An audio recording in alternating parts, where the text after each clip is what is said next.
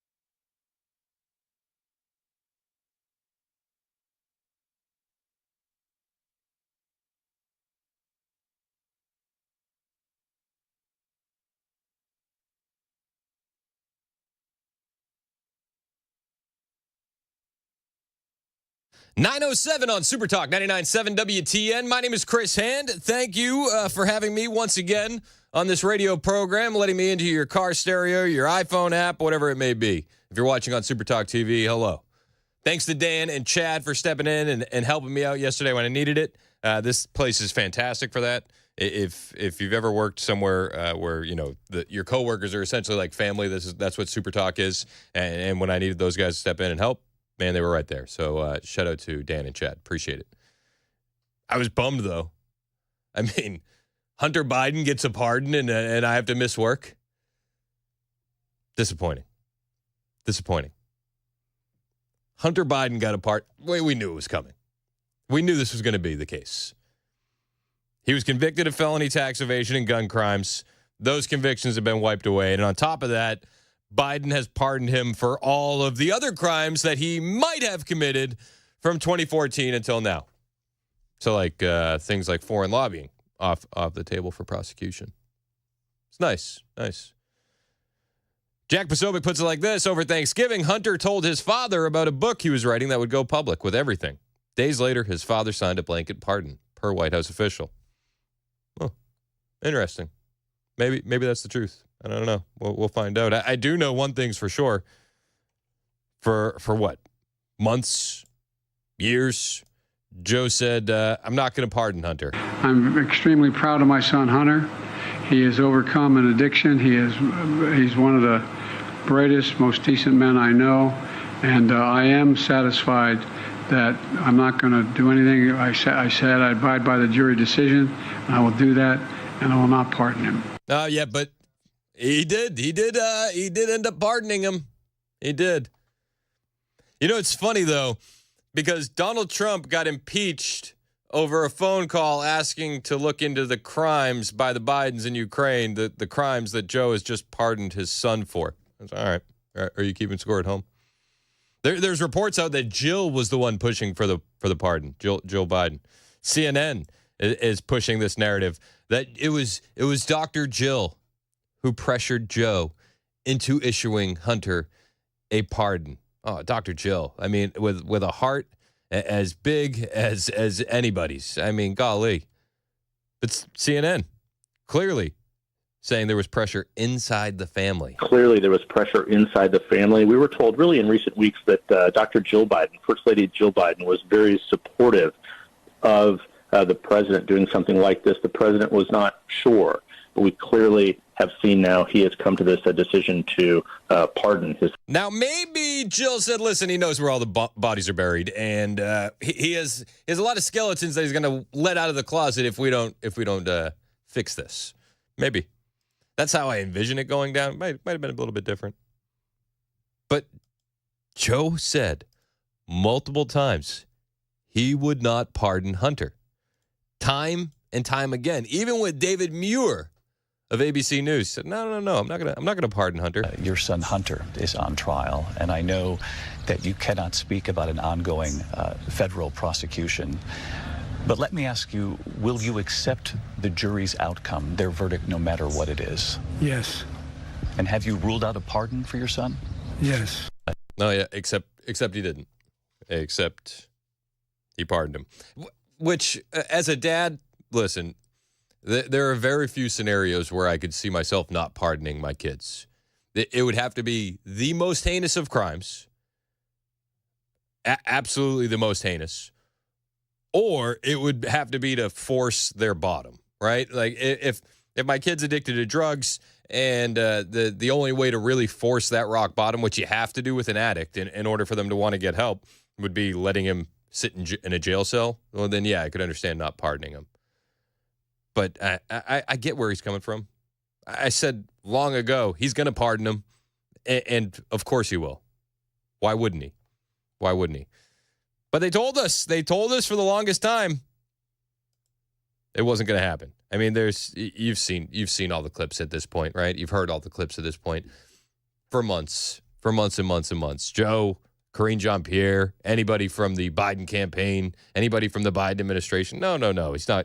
He's not going to pardon Hunter. Yet here we are today. Hunter is pardoned.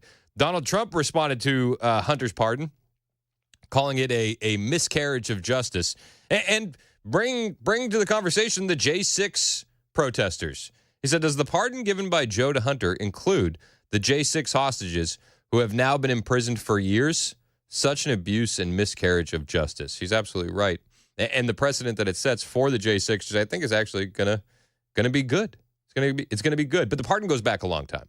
Okay, the pardon goes back to the year 2014, and many people online are saying, "Whoa, well, that was the year that Hunter Biden was appointed a board member of Burisma." Yeah, and you remember what happened with Burisma and Joe Biden. Well, if you don't fire the prosecutor, son of a bee, he got fired.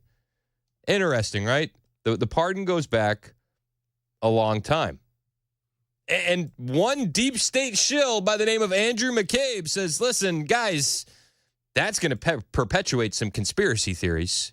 The fact that it's a blanket pardon that goes all the way back to 2014, that's going to make people ask some questions. Republicans are really seizing on the time frame here, right? Including the senator-elect from Indiana, Jim Banks, who said Joe Biden issued a pardon to Hunter Biden for any crimes that he might have committed since 2014. Why such a specific year?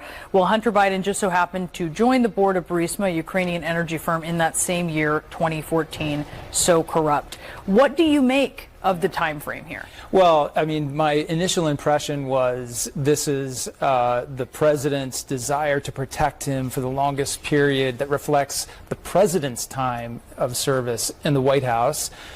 But nevertheless, the effect of that very broad 10-year time frame is, ironically, it will perpetuate the conspiracy theories and the accusations around Hunter Biden. They'll never be resolved criminally, but it gives his detractors the opportunity to say, oh, well, he must have done something in 2014 to require a pardon going back that far. Oh, it's going to perpetuate conspiracy theories. Yeah, and you know the thing about those pesky conspiracy theories, once they get in there, you'll never get them out. And well, they usually tend to be correct. But the pardon, it does. It goes back a long time. It goes back to 2014. Now, a lot of people are pointing to Burisma, but there are other things at play behind the scenes, too. Why was 2014 so significant? Well, because it's not really just a pardon for Hunter. It's going to be a pardon for Joe, and it's going to be a pardon for Joe's brother James down the road. 2014 is when Hunter's Biolab company, Metabiota, began looking at coronaviruses in Ukraine. Some people are pointing out on the internet. And Joe Hunter Biden does own some stake in a biolab company, Biota. I think that this is a thread that needs to get pulled on a little bit. I do. Because there's a couple things that we know about biolabs, and one of the things that we know about them is that they're in Ukraine. In fact, our own Undersecretary of State for Political Affairs, Victoria Nuland, was at a congressional hearing in 2022, and she said that we were worried about Russia getting their hands on the U.S.-funded biolabs in Ukraine. Ukraine has biological research facilities, which, in fact, we are now quite concerned Russian forces may be seeking to gain control of. So we are working with the Ukrainians on how they can prevent any of those research materials from falling into the hands of Russian forces should they approach. They were worried about what they were doing at the biolabs in Ukraine to fall into the hands of the Russians. And it's important to point out there's about 4 biolab companies doing that kind of work in Ukraine, and Hunter Biden is invested in one of them. Interesting. This is something the mainstream media doesn't talk about at all, and it actually paints the whole Russia-Ukraine conflict in a completely different light. None of us would stand for Russia having biolabs in Mexico, right? It doesn't.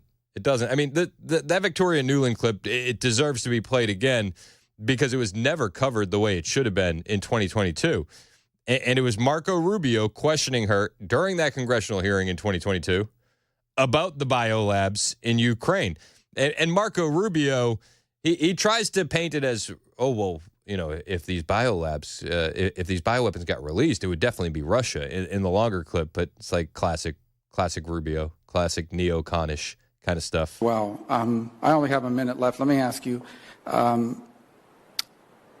does Ukraine have chemical or biological weapons? Ukraine has biological research facilities, which, in fact, we are now quite concerned Russian forces may be seeking to gain control of. So just to clarify, confirmed by the Undersecretary of State, Victoria Nuland. She's in charge of political affairs. In 2022, Ukraine had biolabs, and they were concerned about Russia getting their hands on them. So we are working with the Ukrainians on how they can prevent any of those research materials from falling into the hands of Russian forces should they approach. I'm sure you're aware that the Russian propaganda groups are already putting out there all kinds of information about how they've uncovered a plot by the Ukrainians to release biological weapons in the country and with NATO's coordination. If there's a biological or chemical weapon incident or attack inside of Ukraine, is there any doubt in your mind that 100% it would be the Russians that would be behind it? There is no doubt in my mind, Senator. No doubt. Yeah. Listen, we're admitting that Ukraine has biolabs. No worries. And if there's a bio terrorist attack, it's definitely going to be Russia. Definitely, 100%. This is one of the reasons why I'm like, Marco Rubio, yuck. But Hunter does own some of a biolab company in Ukraine, Biota. Nobody talks about it enough. I think this is a thread that needs to get pulled on. Now, he owns some of this, but it's through a couple different steps, okay? And maybe this is just classic rich people stuff, and maybe, you know, I'm diving down rabbit holes that won't bear any fruit. But the guy that runs Marco Polo 501c3, who did a huge investigation on the Hunter Biden laptop, which is out there for anybody to see. It's been out there for years. He was talking about how Hunter Biden's firm invested in Biota, and how that operated through Ukraine. Do you think there's any evidence that the administration's posturing on Ukraine is being influenced by any of the connections? I think that the one thing that's relevant in the current proxy war is that Hunter's VC firm, which changed names, that's a common tactic of these guys. They change the name of the funds. If there's like corruption being exposed, they'll just quickly change the name. So for years, it was called Rosemont Seneca Technology Partners. but now it's called Pilot Growth Equity. They invested in Metabiota, and they still have an ownership share of that, and Hunter owns some of that firm. So what you have is Metabiota, who by Victoria Nuland's own admission in the U.S. Congress, through the prime contractor Black & Veatch, was operating biolabs in Ukraine, and Hunter Biden owns a part of an investment company that's invested in Metabiota. Maybe it's just a happy little coincidence. You know, I don't do rich people things. Maybe that's just how it happens when you're investing money. It just, well, hey, you know, found myself a biolab company to invest in. Maybe. I mean, listen, it very well could be that people are investing his money. He has no idea, you know, especially given the copious amounts of crack use. It's a very, very real possibility. But this is a thread that I think needs to be tugged on. Because as Andrew McCabe says, this pardon is just going to perpetuate conspiracy theories. Okay, well then let's look into it. So that way we can rule them out. Can we do that? Probably not. You're probably going to get media silence on anything and everything as it pertains to Hunter Biden, Metabiota, and Ukraine biolabs. Maybe it's just me. I think it's a question that deserves some answers.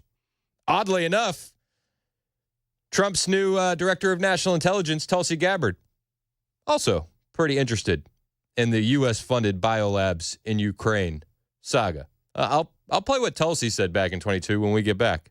It's 9:22 on Super Talk 99.7 WTN.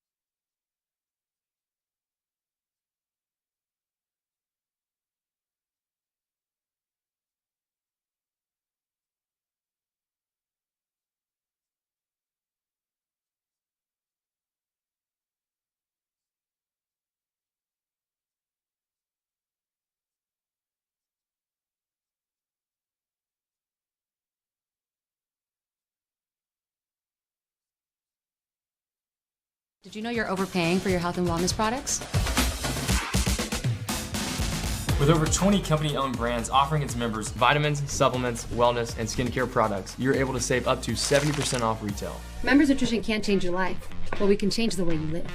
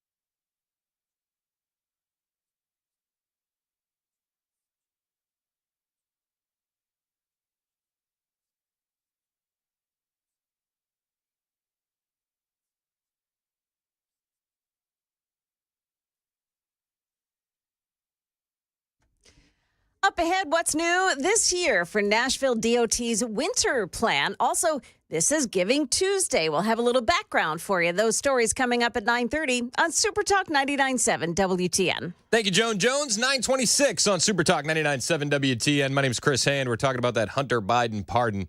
Andrew McCabe said, I don't want to perpetuate conspiracy theories. It's such a large window that's what's going to happen. Conspiracy theories are going to be perpetuated because of it. The pardon goes back to 2014. A lot of people pointing out that's when Hunter joined the board of Burisma. And yeah, I mean, that's true. That's factual. You can't argue with that. But I wonder, I have more questions about his investments in a biolab in Ukraine known as Metabiota. That's a thread that I would like to see tugged on. And I wonder if part of this pardon has to do with that. Because strange enough, a lot of people that Trump is putting into positions of power seem pretty red-pilled on the Ukrainian biolabs. You know, no matter which direction you look, whether it's a guy like Kash Patel or RFK Jr. or our new DNI, Tulsi Gabbard. She's actually deeply woven into the Ukrainian biolabs. And after Victoria Nuland, the Undersecretary of State for Political Affairs, exposed that we're funding biolabs in Ukraine, Tulsi Gabbard was one of the only politicians to speak out about that. And she got a lot of backlash for it. This is our new DNI. Here are the undeniable facts. There are 25 to 30 U.S.-funded biolabs in Ukraine. Let me just stop it there. 25 to 30 U.S.-funded biolabs in Ukraine, according to Tulsi Gabbard. Let's say half of that is true. Is that okay? I mean, we just got through a pandemic, right? And we all signs point to it coming out of a lab in Wuhan. Are you cool with your tax dollars going to fund biolabs? Just a question. According to the U.S. government, these biolabs are conducting research on dangerous pathogens.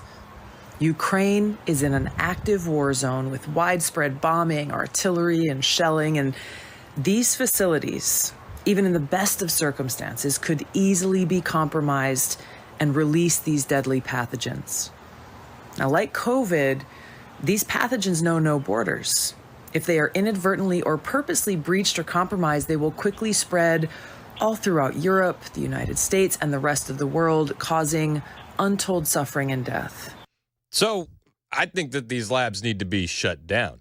And I think that they need to be shut down stat. Because we don't want this again. And we have these labs in America. Dr. Redfield, from former CDC director Dr. Robert Redfield, was saying that there were theories that the virus of COVID actually originated in Chapel Hill, North Carolina. And it seems like the mainstream media is totally fine now with Wuhan being the source of it, the Wuhan Institute of Virology. But I wonder if that's just to say, give them something. Just give them something. Because there's all these other question marks popping up now, whether it's Metabiota or what's happening in Chapel Hill from Dr. Redfield. A lot of questions, very few answers, massive pardon. Can we tug on this string a little bit? I hope we do. And when you see some of the appointments that Donald Trump is putting in there, like a Tulsi Gabbard, like a Kash Patel, maybe someday we'll get some answers, though Hunter Biden won't see any consequences for it. It's 9:30 on Super Talk 99.7 WTN.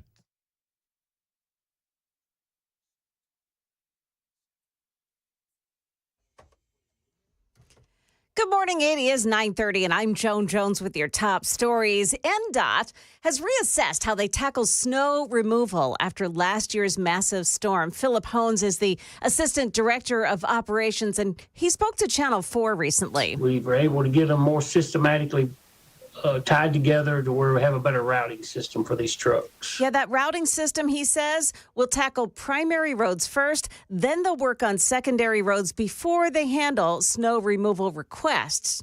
Black Friday and Cyber Monday set shopping and spending records this year. Today, however, some are hoping to set a completely different vibe. Today is a theme, too, and it's a little different. It's more about the generous spirit part of the holidays. It's called Giving Tuesday, and last year it reportedly helped raise more than $3 billion million for nonprofits and organizations around the world. Giving Tuesday was started 12 years ago at the famous 92nd Street Y in New York City and has since become its own nonprofit. Every year on the Tuesday after Thanksgiving, organizations will ask folks to consider donating. That's ABC's Danny New reporting. Police in Boulder, Colorado say they've got new tips, and it may help officials move closer to solving the violent murder of 6-year-old John Benet Ramsey. It happened nearly 30 years ago. Sources say progress is being made in the investigation into the 6-year-old's killing. Sources close to the investigation say a team of experts is going through the remaining evidence, using modern scientific and cold case techniques to try and crack the case. The unsolved murder captivating people for nearly 30 years. Netflix now out with a docuseries on the case. Boulder police release an annual update on the case, releasing the update earlier than usual this year due to increased attention on the investigation. That's ABC's Rhiannon Alley. John Benet's parents and her brother were all cleared in 2008 after additional DNA evidence was found. Well, stocks are trading just a bit lower today. The Dow Jones Industrials minus 139, but the Nasdaq down 4 points. S&P 500 index falling 11. That's the latest news. Weather is next. I'm Joan Jones, WTN News. Thank you, Joan. You ever hear the conspiracy theory that John Benet Ramsey is actually alive and Katy Perry? Oh, gosh, I hope not. That's what I've heard. That's a weird theory. It's on the internet, so it's true. And it must be true. It must be. Thanks for the news. Joan Jones, it's 9:33 on Super Talk 99.7 WTN. Chris Hand here, and I want to tell you about my friend Shane Ring over at Cover Nash. Open enrollment is here for health insurance, and not only does Shane have over 20 years of experience in health insurance, but he's going to shop the entire market for you to find the best plan. That's over 75 different companies that Shane can shop from, and every type of plan available in the market. He can get you help no matter what your income or health situation is. So don't let yourself or someone you know get taken advantage of by call center agents with limited, overpriced health coverage. Shane can easily, and I mean easily, save you 30 to 60% on your monthly premiums. And many of these plans that he can get you will even pay you when you use them. So go ahead and give Shane Ring a call today. Let him know that Chris Hand sent you. He'll show you how much you could be saving on quality coverage today. 615-465-0023. That's 615-465-0023, or you can hit the website, covernash.com, to book an appointment with Shane Ring. Get a quality plan managed by you, not the government, covernash.com.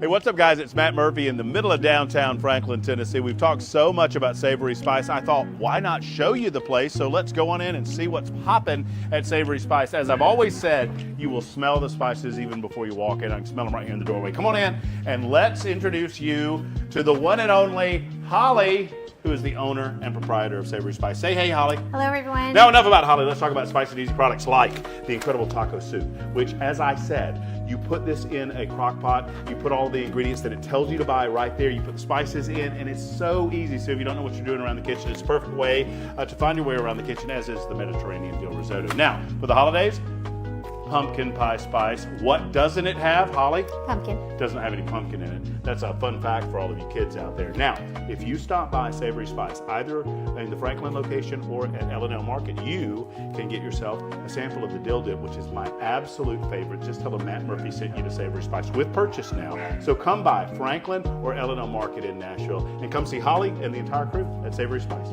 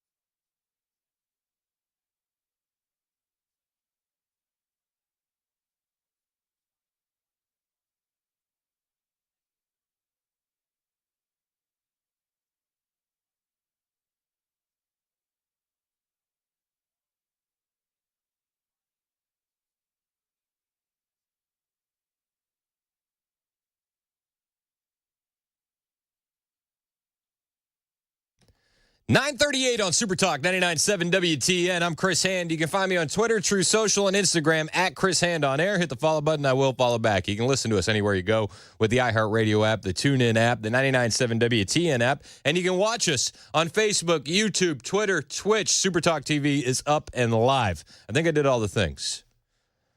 A lot of I didn't do all the things. If you missed something, you want to hear it again, you want to share it with a friend, podcasts are available on Apple and Spotify. That's all the things. That's all the things. Scott Jennings, he what's being described as taking a blowtorch to a DNC shill on CNN. I don't know how that's different than him taking on any other DNC shills, but this one is in response to the Hunter Biden pardon. Scott Jennings is an absolute gift. You know they're going to add him to the LA Times editorial board. Good. We need voices like Scott's out there. But he's talking about the Hunter Biden pardon, and I love this guy. I just love him. Joe Biden is leaving office making the strongest possible case for Donald Trump that anybody could possibly make it, and that's that our government and our justice system is of, by, and for the elites and nobody else. Nailed it. I mean, listen, it's like a 4-minute clip. I could play just that 10 seconds, and he nails it. By, of, and for the elites and no one else.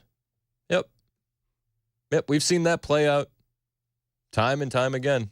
He ran to banish Trumpism from our political system in this country, and he has left it politically and now institutionally the strongest possible political force in this country. It is a complete and utter failure by the head of the Democratic Party and the President of the United States. Never again do I want to hear, oh, Donald Trump's a liar. You can't believe anything he says.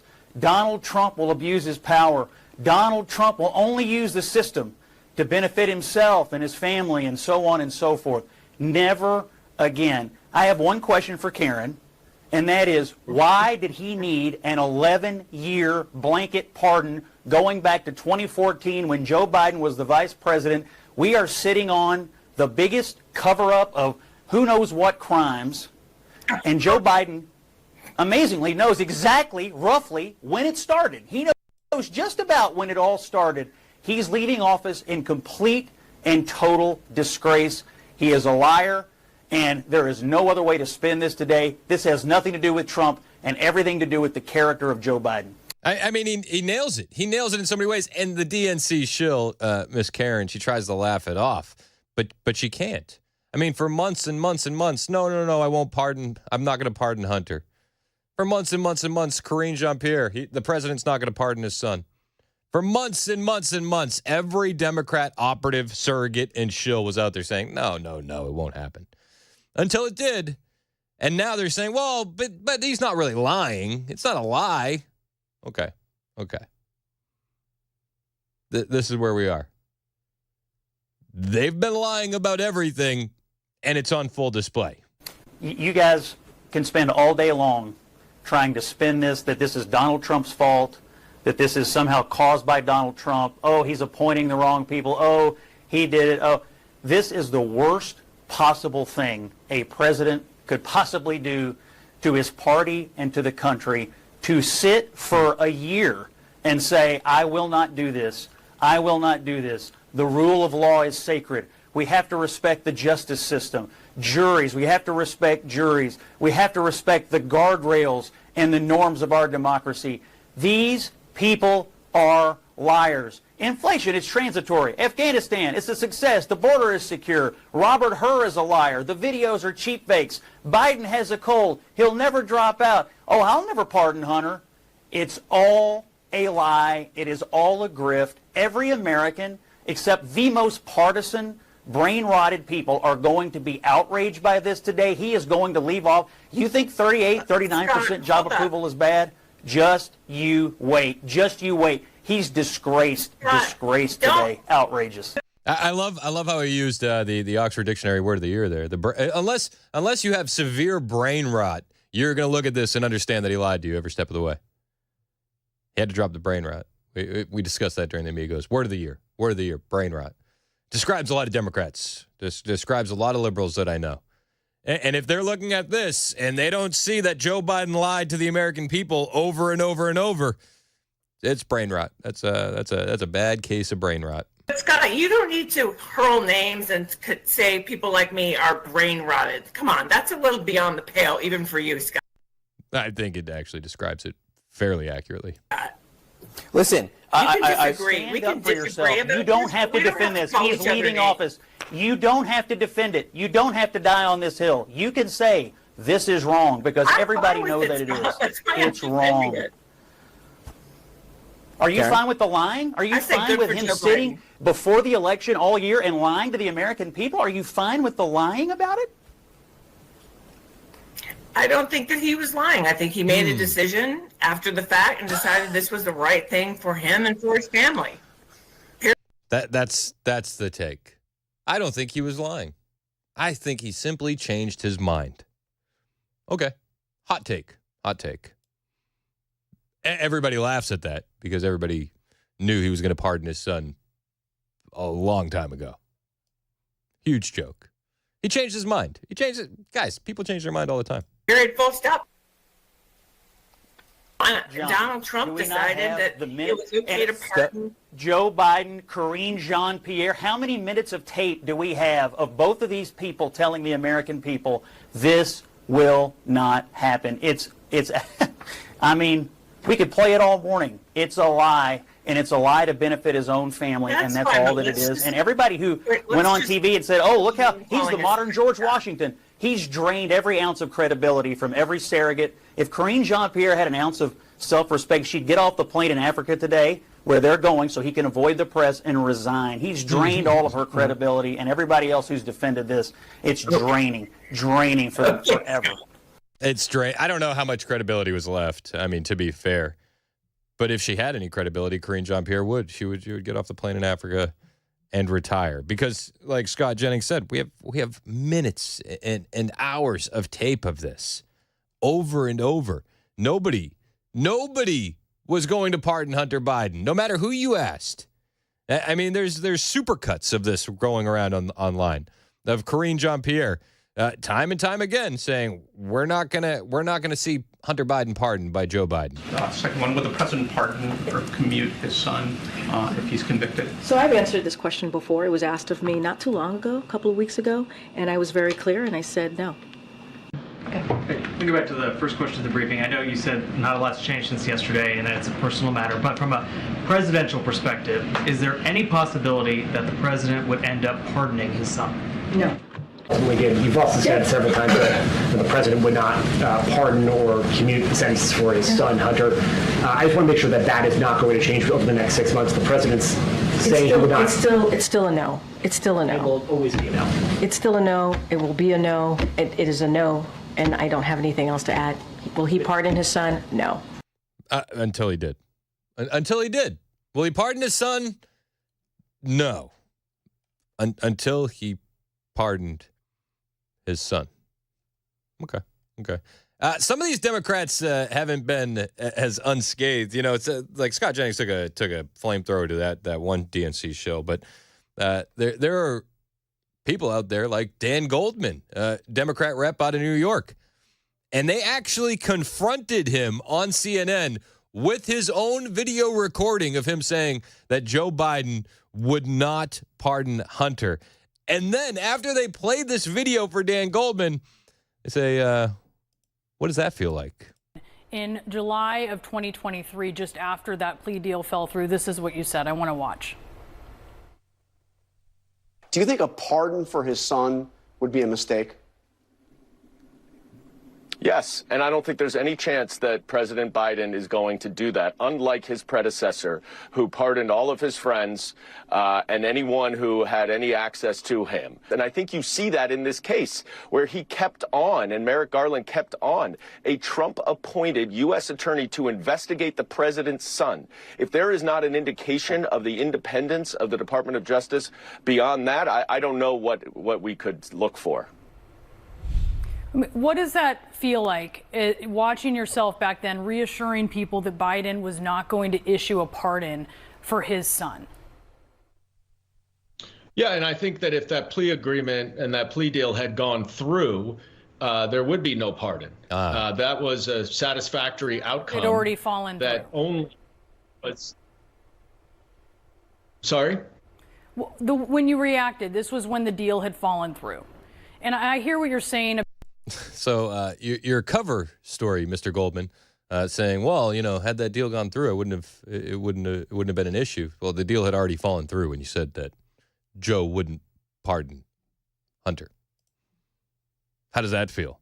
Doesn't feel good. I'm sure.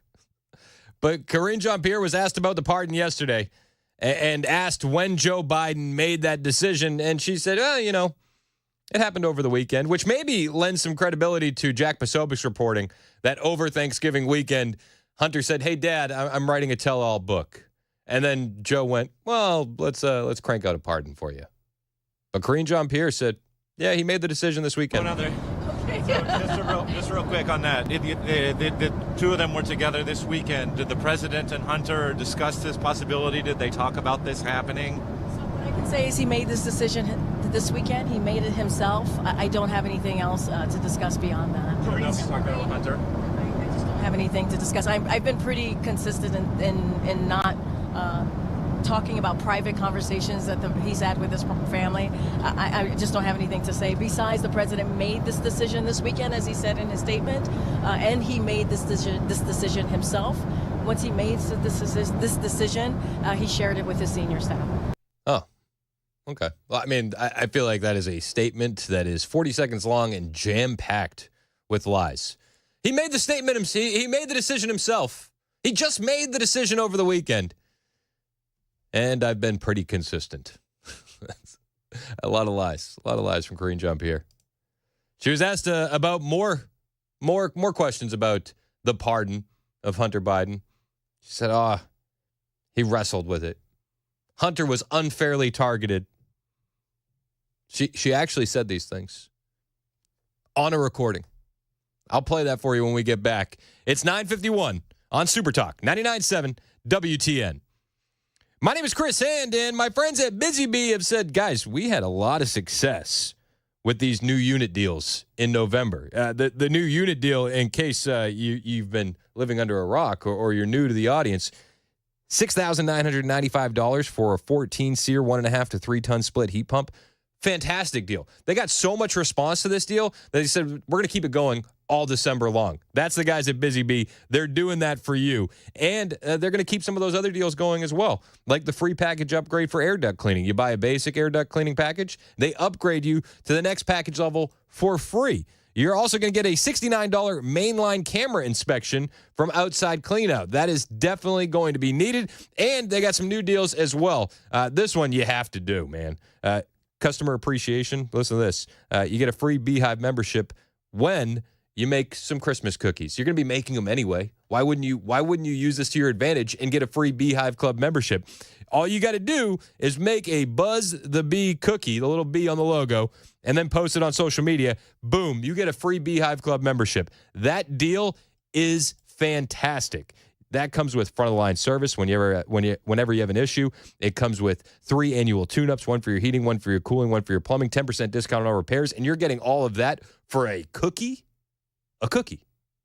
Unbelievable. That's what the guys at Busy Bee do. They're your Rude Pro partner. For satisfaction guaranteed, you call Busy Bee, 615-775-7833, 615-775-7833, busybeehvac.com.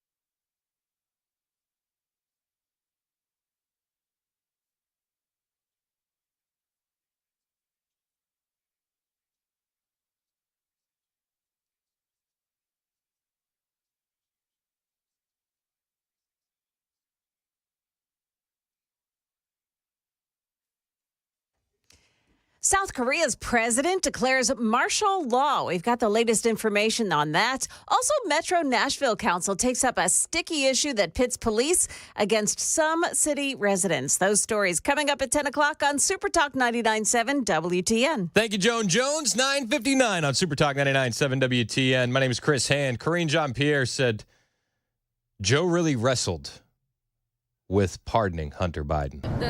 The reasons he laid out in his statement, if we assume those to be correct, that's been correct. Those are not changes that occurred this weekend. So what changed his mind this weekend? Again, it's in his statement. He wrestled with it. He thought about it, and he believed, and what he saw was that his son was singled out. He wrestled with it. Poor Hunter got singled out. He should have just been allowed to drive through residential neighborhoods going 170 miles per hour while smoking crack, right? Of course he was singled out. I mean, despite the Marco Polo report on the laptop that identifies almost 200 sex crimes, almost 130 drug crimes, almost 150 business crimes, singled out completely. Unfair. Okay. All right. On the way, I'm looking forward to these updates on South Korea from Joan Jones in the newscast because it gives me an excuse to talk about one of the least talked about stories in South Korean history. Yeah, I got a South Korean history story for you on the way after the news. It's Super Talk 99.7 WTN.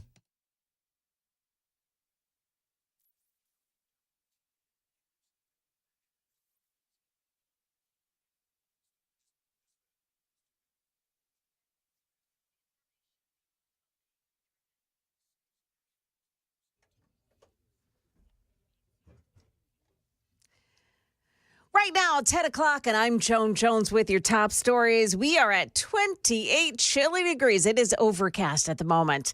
The South Korean president has declared emergency martial law, accusing the political opposition of sympathizing with North Korea and paralyzing his government. Politicians, including the leader of his own conservative party, opposing Yoon Suk-yeol's imposing military law. The South Korean president's approval ratings down. There's an impasse over a budget bill. The opposition has been blocking his agenda and is trying to impeach 3 top prosecutors. Yoon is asking the people to believe in him and tolerate, in his words, some inconveniences. That's ABC's Chuck Sievertson. Now, Yoon Suk-yeol is saying that declaring martial law would protect the country from communist forces in North Korea. Metro Nashville police are on a hunt for a man and a woman involved in several violent robberies that target women. The most recent robbery happened on Sunday in the parking lot of a Family Dollar store on Nolensville Pike. Police say a man grabbed a woman's purse and knocked her to the ground. She was hospitalized with a head injury after falling to the pavement. The suspects may be traveling in an older white sedan. Meantime, Metro Police are hoping that City Council will vote in favor of allowing it to expand the use of Fusus. That's the program that has local businesses volunteering the use of their surveillance video to help solve crimes. These cameras just provide a story of what's going on at that moment in time. And that story helps us to make better decisions, to respond faster, to get more resources in the area. Not everyone is on board, though. Some residents have testified about their fears, whether their fears are founded or not. The very, very likelihood that we will have mass deportations in a couple of months, the very likelihood that people who leave this state to go and get abortions will be tracked. Now, council is taking up the issue for a third time tonight. The numbers are in, and Tennesseans showed up big time to vote during the presidential election. The Secretary of State's Division of Elections said yesterday that just over 3 million voters turned out on November 5th, and about 2.1 million cast their ballots early and in person. On both of those figures break records. Donald Trump and J.D. Vance will pick up 11 electoral votes from the volunteer state. There is a road closure in Spring Hill that's ongoing today. Macklemore Avenue between Elm and Walnut Streets closed now until at least noon. Crews there are working on a broken water main. That's the latest news. Weather is next. I'm Joan Jones, WTN News.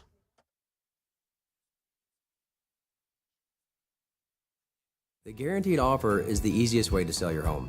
It's really simple. We bring you an all-cash offer. You close in as little as 21 days. No home inspections, no lock boxes, no open houses. Go to markspain.com to get a guaranteed offer and start packing.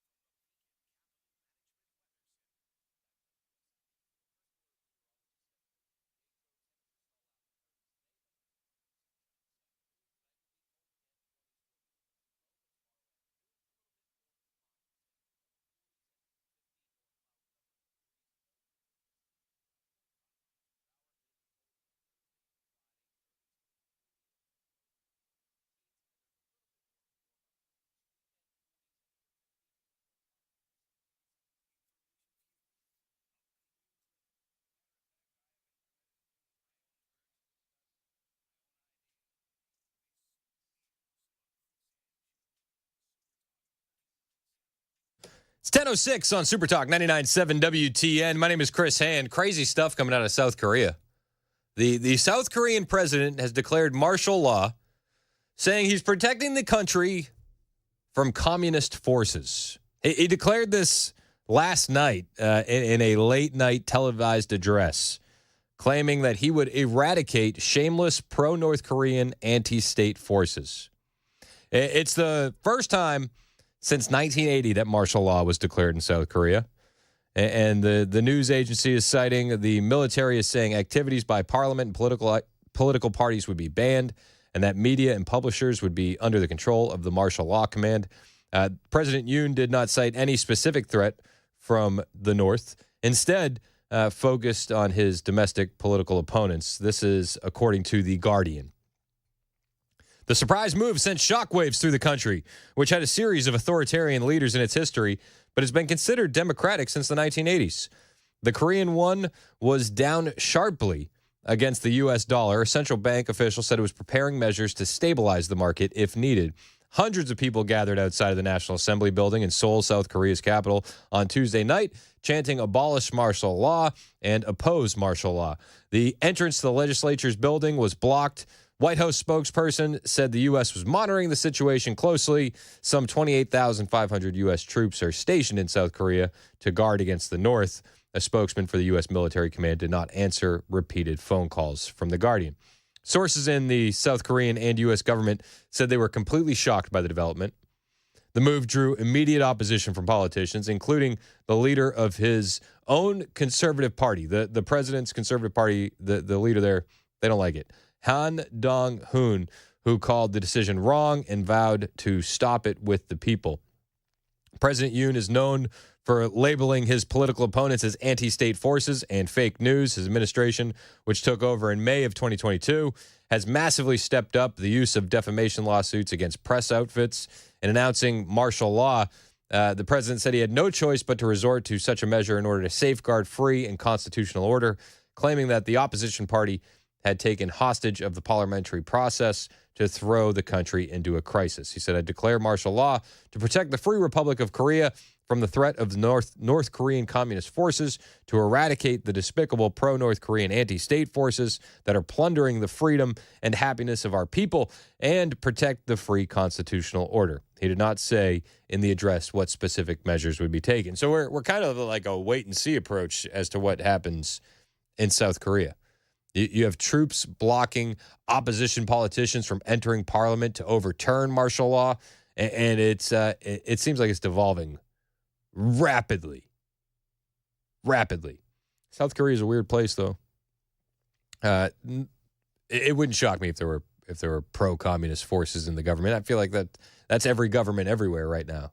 I mean, I think we can make the argument that we have pro-communist forces in our own government and in our own media. I don't think that we're immune to that one bit. But South Korea is a weird place, man. South Korea is a weird place. I said, this gives me an excuse to talk about what happened in 2016. Do you remember what happened in 2016 in South Korea? This is like one of my first rabbit holes that I dove down. And it's wild. Absolutely wild. So in 2016, the president at the time, well, she got ousted because she was involved in a shamanistic cult. This is South Korea for you. This is real. It never gets talked about, but this is 100% real. So it was President Park, and she, because of this scandal, she went out and she apologized to the country because she had this old friend, okay? And she said that, she would seek her old friend's opinion only in the early part of her presidency before her staff was in place. But what was really happening was behind the scenes, this old friend was pulling all the strings in the government, it appears. So this is how the story goes. The old friend of the president's, Choi Soon-sil, ran two nonprofit foundations that prosecutors say boasted its ties with the president to collect more than $70 million in donations from the country's major conglomerates. Prosecutors opened up an investigation into the foundations in early October of 2016 and are seeking that friend who is accused of siphoning some of those funds for personal use, including to cover equestrian training for her daughter. But the public anger really came from the fact that they were paying for the horse racing, and then it just went deeper and deeper and deeper, and it turned out that there was a shamanistic cult pulling the strings behind the scenes in South Korea. It's the wildest story. This is an ally, a democracy, right? That we have to protect democracy. That they were literally having their country run by people behind the curtain. Wild. Pseudo-Christian shamanistic cults wielding political power in South Korea. Insanity. But this is South Korea for you, and now they're facing martial law over the communistic threat of North Korea and North Korea supporters. Wild. We'll keep our eyes on that and keep you updated all day long. South Korea is a weird place. A very, very weird place. Though, I mean, America feels weirder every day too. I mean, we could go down the line about weird stories, but we don't have enough time. I mean, I think last week we covered the fact that the government was testing steroids on hamsters and making them fight. So I mean, let's not throw stones in a glass house about which country's weirder. Okay, let's probably not the best. Although I think our hamsters would beat their hamsters. Just saying. Fair. Our hamsters would beat their hamsters without a doubt. I mean, we also just had the sitting president pardon his son, a 10-year blanket pardon. From the guy that goes on ABC News and admits that he was smoking Parmesan cheese that he would find in the rug, right? Let's not throw stones about weirdness. We got a lot of weird stuff going on in our country right now too, and yet people defend the pardon. It blows my mind. One guy, Jamal Bowman, who you know Jamal Bowman. He's the guy that pulled the fire alarm, stopped the vote. He's a member of the squad. He's like, let's go further. Can we pardon everybody? Let's pardon everybody on death row. That's what he said. Nut, absolute nut. The ladies on The View, when it comes to the pardon, Whoopi doesn't want you to call what Joe Biden said about not pardoning Hunter a lie. I want to understand two things because I respect it as a parent. I understand why he would do it, but I wanted to understand why lie about it for so long. I'd stop calling it a lie. Okay, why? Stop calling it a lie. He said for months that he wasn't going to pardon Hunter. But don't call it a lie. Don't call it a lie. I repeatedly say you're not going to, and you do. And secondarily, for the part of this country, half of it that doesn't support Biden, doesn't know him personally, doesn't get to have phone calls, and they're just looking at a system that seems like it only benefits the people who are in power. I'm going to say, what precedent does that set? Well, here's what it says. It's a precedent for all of us to open our eyes because we've elected someone who is in a similar situation, who didn't have a drug problem, who knew what he was doing, who clearly stood and said, I can do this. And he did it. So Whoopi says, don't call what Joe said a lie about not pardoning Hunter. And the precedent it sets is that we elected somebody who's worse than Hunter. The mental gymnastics of Whoopi Goldberg, she's probably the dumbest one on The View. Right? She's got to be up there. So I think. Do you? Do you really, though? For many, many reasons, this is very different than any other situation that we have ever dealt with. Because when we're talking about who gets a pardon and who doesn't get a pardon, this man, I think Biden had no intentions of pardoning Hunter. And I think the more stuff that went down, I think he said, well, why am I busting my behind to stay straight and do this when nobody else is, when no one else is doing it? I think he thought he was going to win. Yeah, he probably did think he was going to win. Joe Biden's probably just pissed at everybody in the Democrat establishment, right? Like, Joe, you have no chance. You got to sit this one out. Let's give it to somebody younger, somebody with more vigor, somebody that the youth will relate to, and then she does worse than he probably would have done. He's got to be one of the most pissed off people in America. Whoopi Goldberg. Don't say he lied. Don't say he lied. And then Sunny Hostin on The View, she says, listen, the only reason they went after Hunter Biden is because of his last name. The only reason that Hunter Biden was gone after and charged, indicted, and found guilty was because his name wasn't Joe Smith, it was Hunter Biden. And that's the truth of it. You've got Eric Holder saying it, you've got former prosecutors like myself saying it. So, Why didn't he admit it earlier? Wait. I think one of the reasons why he didn't admit it earlier was because he didn't know that the felon-in-chief would become the next president. Oh. Take it from me, says Sunny Hostin. I'm a prosecutor. Sunny Hostin, who just found out, I think this was last week, there was a video going viral. She found out that her ancestors were slave owners, and she was very distraught about it. Take it from me. I'm a prosecutor. The only reason that they went after Hunter Biden is because his last name was Hunter Biden. Yes, I'll agree with that to a certain extent. We went after him because his name is Biden, and he was appointed to a board for a Ukraine energy company without any background in energy. They went after him because his last name is Biden, because we had IRS whistleblowers talking about the issues with their bank statements. Yes, we went after Hunter Biden because his last name's Biden, and he was selling influence, and he was dealing in influence peddling. 10% for the big guy, right? Yeah. Yes. We went after Hunter Biden because of his name, because he was dealing off the influence of his name, granting access to the vice president and then potentially the president. Yes. And I'll go a step further. The Democrats went after Trump because of his name. Albeit, though, Trump didn't do anything wrong. Hunter, You got a list, a long list. And if you believe the Marco Polo report that's out there on the laptop from hell, hundreds upon hundreds of crimes on that laptop. And if they happen in that window, that 10-year window, well, we can't do anything about it. We can't. He's pardoned now. Karine Jean-Pierre said he wrestled with it. It was tough. Well, the next incoming White House press secretary, Carolyn Leavitt, she was on with Jesse Waters last night.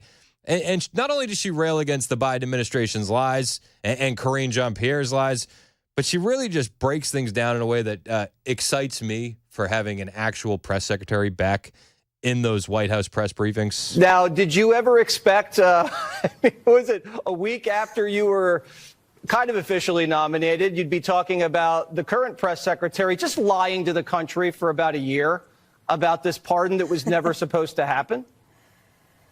And then she was doing mental gymnastics on Air Force One today to try to defend her boss. After they did lie to the American people about this pardon for a year, they lied about the border, said it was secure. It wasn't. They lied about Bidenomics, said it was working for average Americans. It never was. They lied about Joe Biden trying to unify the country. And right now, under his tenure, the country is more divided than ever before. But that is why the American people resoundingly reelected President Trump. And Joe Biden's pardon of Hunter Biden proves President Trump's signature campaign promise to end the weaponization of our justice system needs to happen. And President Trump has made that promise. He's going to deliver on it. He's going to root out the corruption. He's going to restore the justice system to apply the law equally to all Americans, not based on political party or who you voted for. And he's going to do it with great people like Kash Patel, who will lead the FBI. He's been a public defender, prosecuted terrorists under the Obama administration, and Pam Bondi,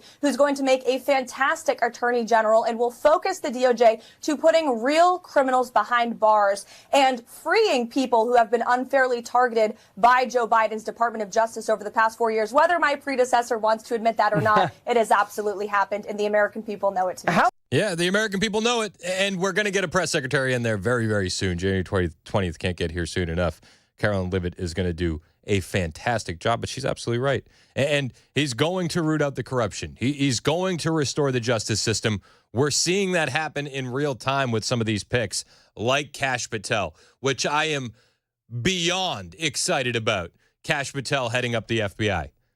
I know, being excited about the FBI is kind of weird, right? I am. If there's anybody that can fix the FBI, I think Kash Patel is the guy to do it. We'll talk about Kash and his appointment and his resume on the way. It's 10:22 on Super Talk 99.7 WTN.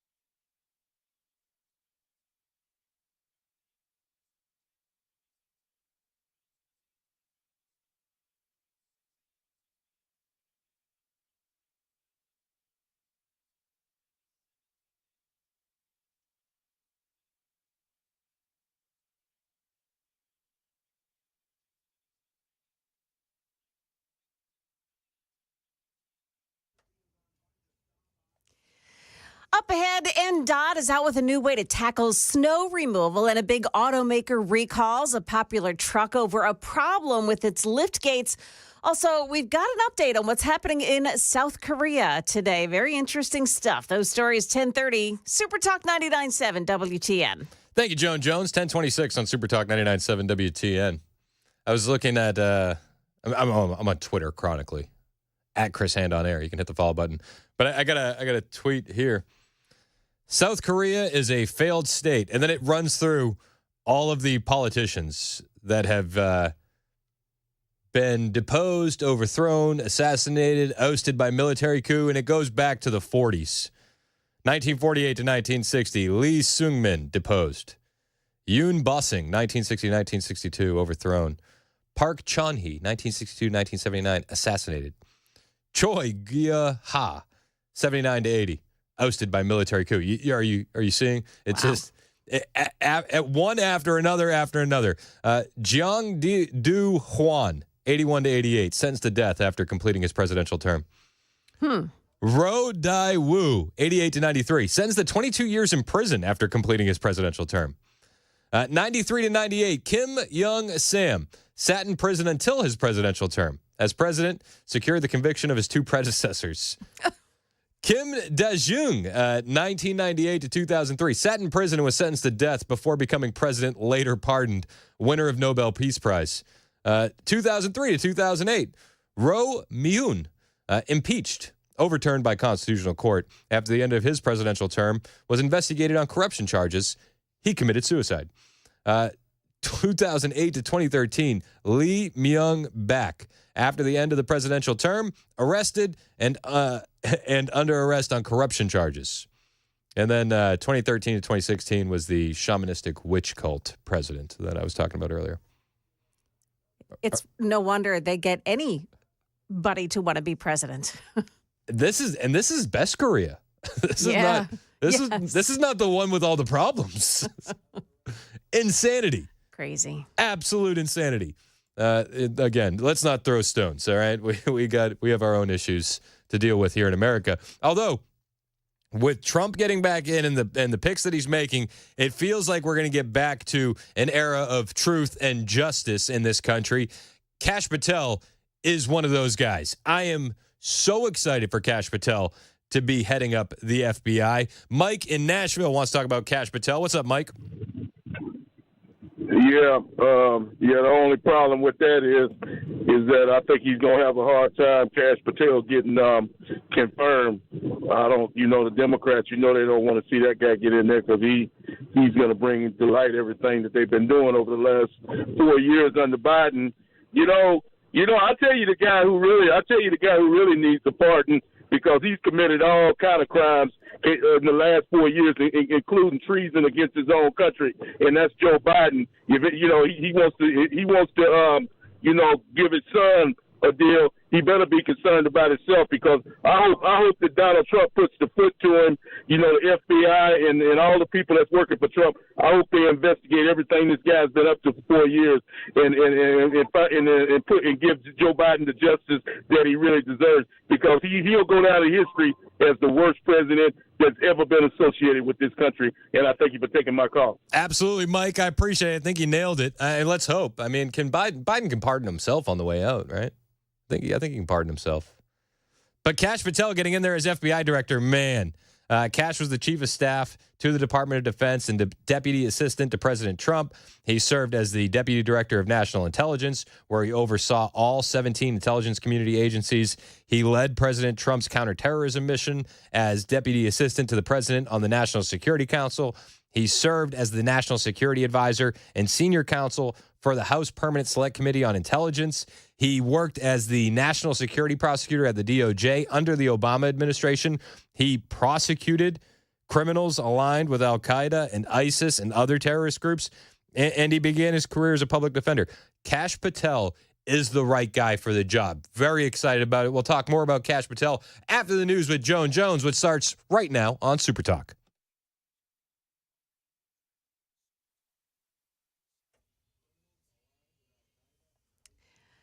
10:30 now. I'm Joan Jones with your top stories, and we are just learning that lawmakers in South Korea have voted to block the martial law decree that was announced by President Yoon Suk-yeol. Under South Korean law, the president is obliged to comply with that vote. The instability in that country is getting increased attention in Washington, D.C. South Korea is home to tens of thousands of American troops. Well, after the dusting of snow last night, it appears that roads had a chance to dry out this morning. The commute wasn't bad. And NDOT, that's Nashville's Department of Transportation, wants us to know that in the event of another big storm like last year, they are ready. They've got new plow trucks that use a special technology. NDOT also created a new snow clearing route to help remove snow faster. It says that no more taking snow removal requests up front. Instead, they'll focus on 3 snow removal lists. We were able to get them more systematically tied together to where we have a better routing system for these trucks. That's Philip Hones, NDOT Assistant Director of Operations, speaking to Channel 4. Essentially, main roads get cleared first, secondary roads, and then they'll take snow removal requests. Well, he's back. New York Senator Chuck Schumer, unanimously elected as the Democratic leader for the 5th straight Congress. That just happened this morning. Meantime, Minority Leader Mitch McConnell is criticizing the decisions of 2 federal judges to unretire after the election of Donald Trump. In one case, a judge out of Ohio admitted openly that he would stay on the bench because President Biden had failed to nominate a replacement for him. And a truck recall over a potential short circuit is being expanded now by General Motors. The issue is pickup truck tailgate release switches that can short circuit and open the gates while the trucks are in park. GM is adding over 132,000 heavy-duty pickups in the U.S. to a previous recall for the problem. It includes certain 2024 Chevrolet Silverado and GMC Sierra 2500 and 3500 trucks. GM says before the repairs, make sure the gate is closed and latched before driving. ABC's Chuck Sievertson. That's the latest news. Weather is next. I'm Joan Jones, WTN News.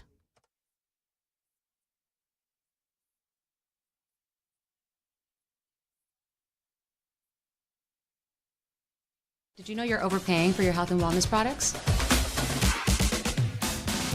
With over 20 company-owned brands offering its members vitamins, supplements, wellness, and skincare products, you're able to save up to 70% off retail. Members Nutrition can't change your life, but we can change the way you live.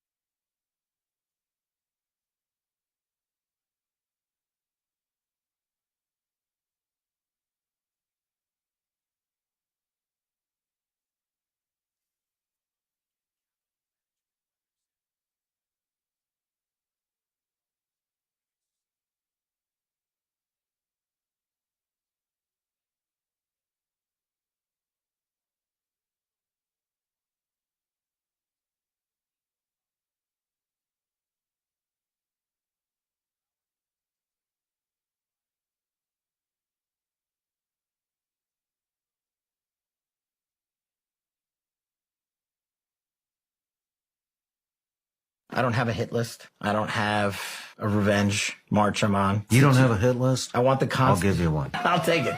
I simply want the Constitution to be applied to everybody, singularly, in government and outside of government. That's it. I want the judges to stop being political jackals on the bench and participate in the deep state prosecutions that have weaponized justice. And what I want in terms of full accountability is I want the American people to have enough ammunition of the truth that they are the ones that enact the accountability in Washington, D.C. That is how you see a sea change. I know the people that guys like me may take self-fulfillment in seeing that guy or that gal go to prison for breaking the law, but that is not going to fix Washington, D.C. That's Kash Patel. Says, I don't have a hit list going in, but I want to see the Constitution applied equally. Amen. Music to my ears. It's Super Talk 99.7 WTN. I'm Chris Hand. Kash Patel, perfect selection for the next FBI director. I don't think it could be more perfect than Kash Patel. I mean, did you hear what he said there? He said, what I want is the American people to have enough truth and enough information that they provide the accountability in Washington, D.C. Let me just play that again. I mean, it's so good. I don't have a hit list. I don't have a revenge march I'm on. You don't have a hit list? I want the I'll give you one. I'll take it. I simply want the Constitution to be applied to everybody, singularly, in government and outside of government. That's it. I want the judges to stop being political jackals on the bench and participate in the deep state prosecutions that have weaponized justice. And what I want in terms of full accountability is I want the American people to have enough ammunition of the truth that they are the ones that enact the accountability in Washington, D.C. That is how you see a sea change. I know the people that guys like me may take self-fulfillment in seeing that guy or that gal go to prison for breaking the law, but that is not going to fix Washington, D.C. No. The only thing that's going to fix Washington, D.C. is turning the lights on and exposing all of the filth. That's it. That's it. And Kash Patel says, I want you to have all of that information.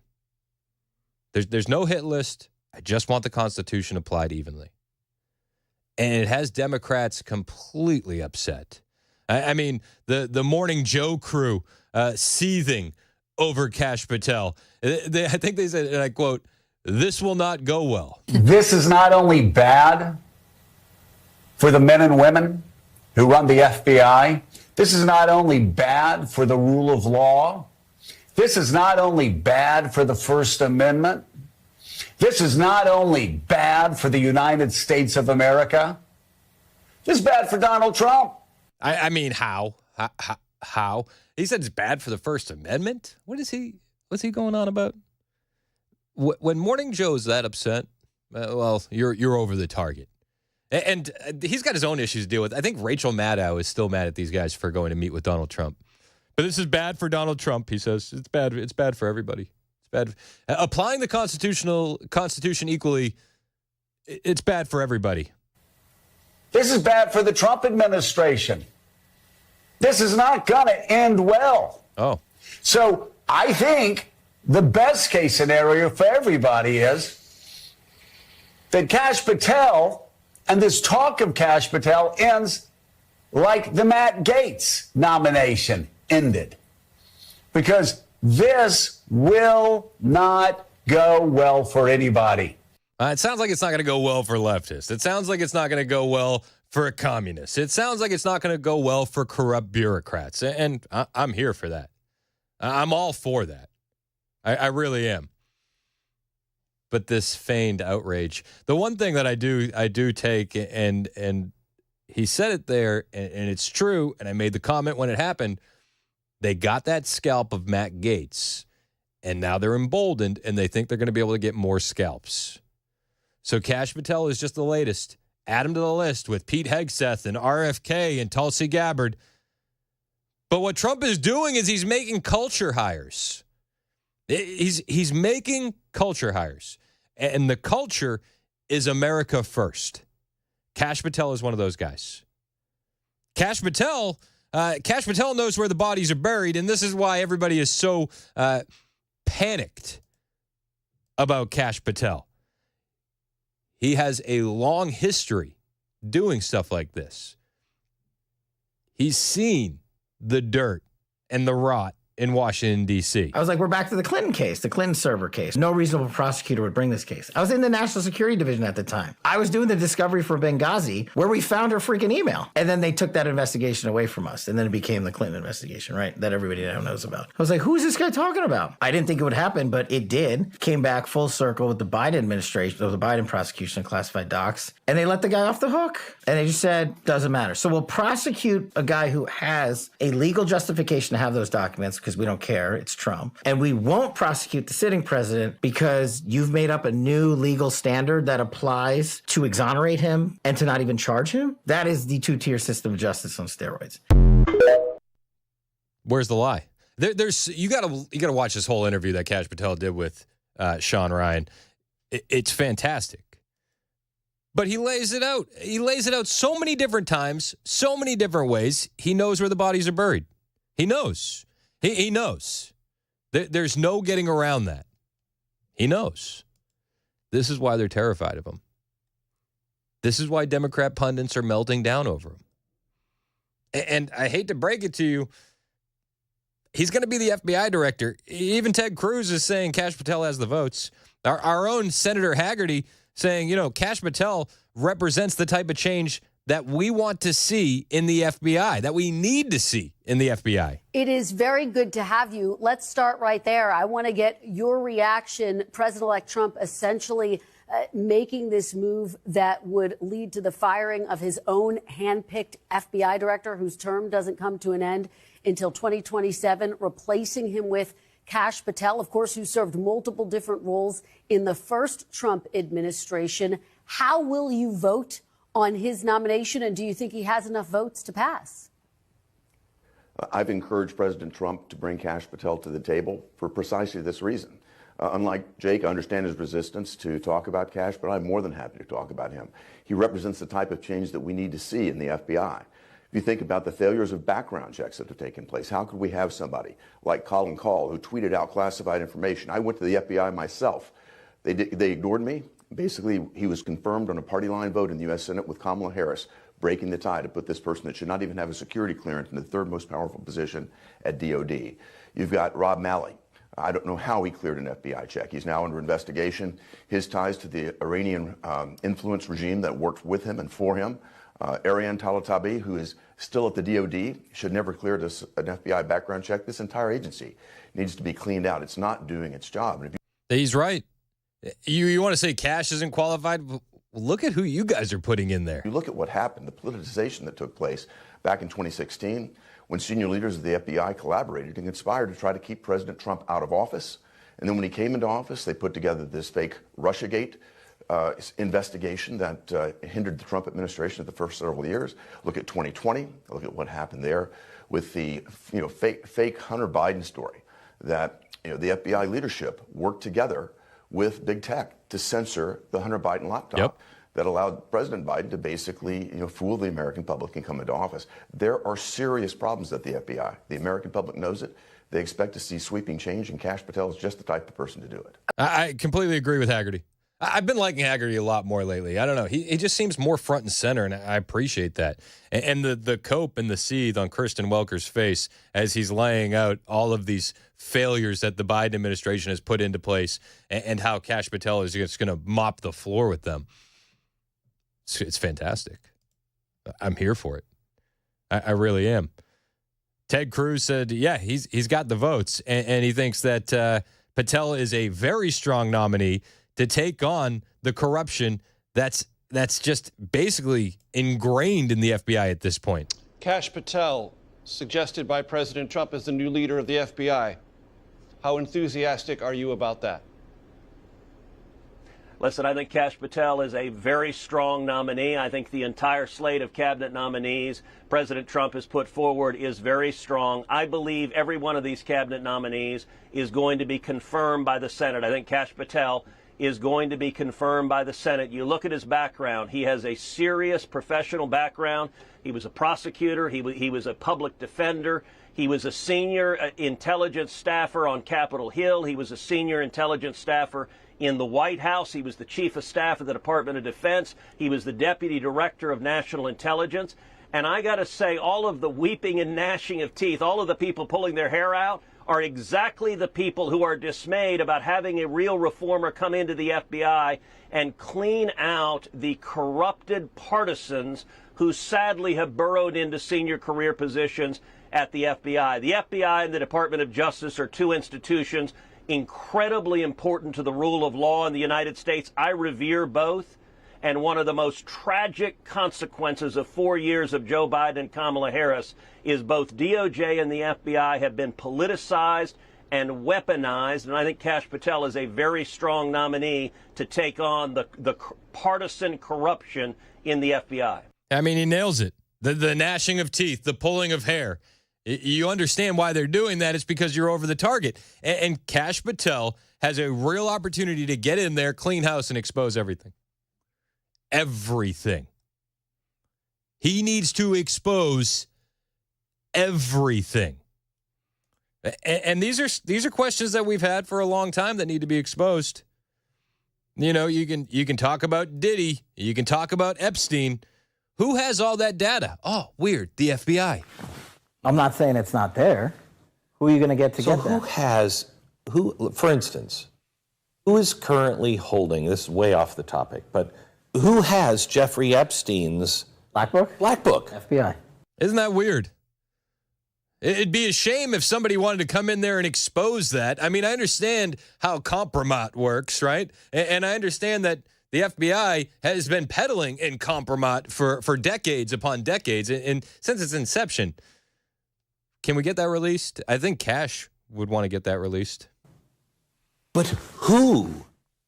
That is that. I mean, that's under direct control of the director of the FBI, just like the manifesto from the Nashville school shooting of the Catholic school.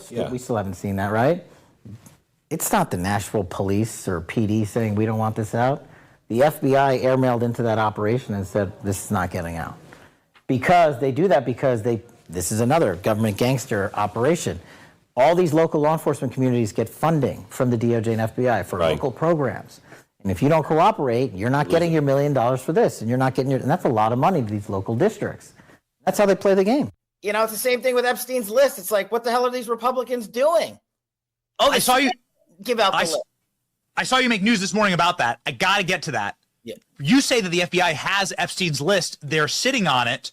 That doesn't seem like something you should do. You're protecting the world's foremost predator. That seems like an evil thing to do, regardless of who may be embarrassed in the release of that list. Why is the FBI protecting the greatest pederast, the largest scale pederast in human history?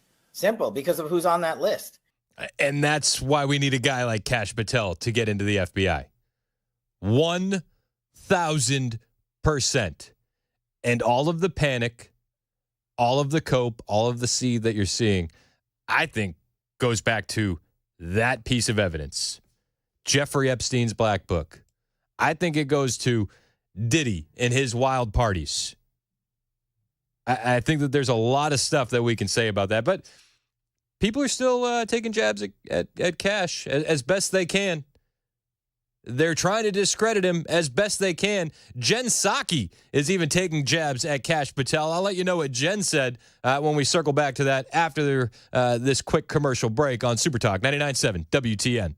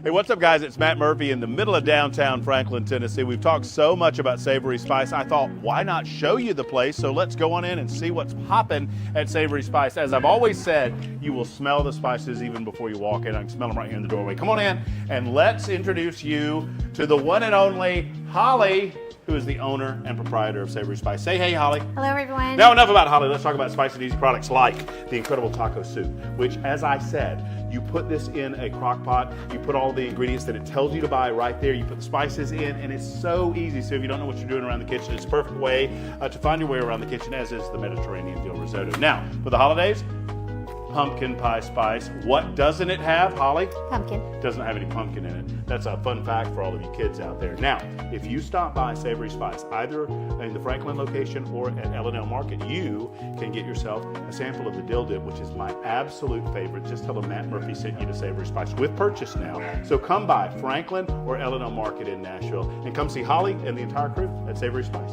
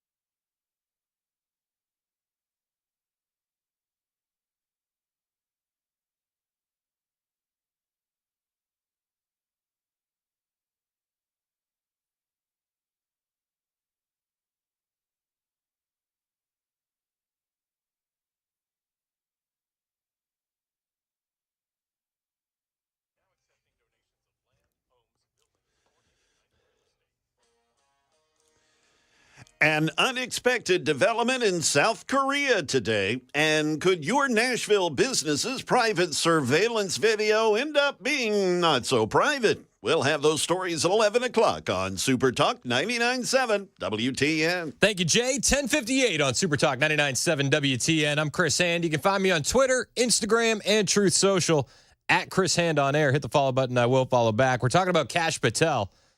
And I love hearing Kash talk about how the FBI are the ones that have the Epstein black book. I love how he talks about the FBI hiding evidence from the American people. And I love that he wants to expose it. I do. He said he wants the Constitution applied equally to everyone in this country.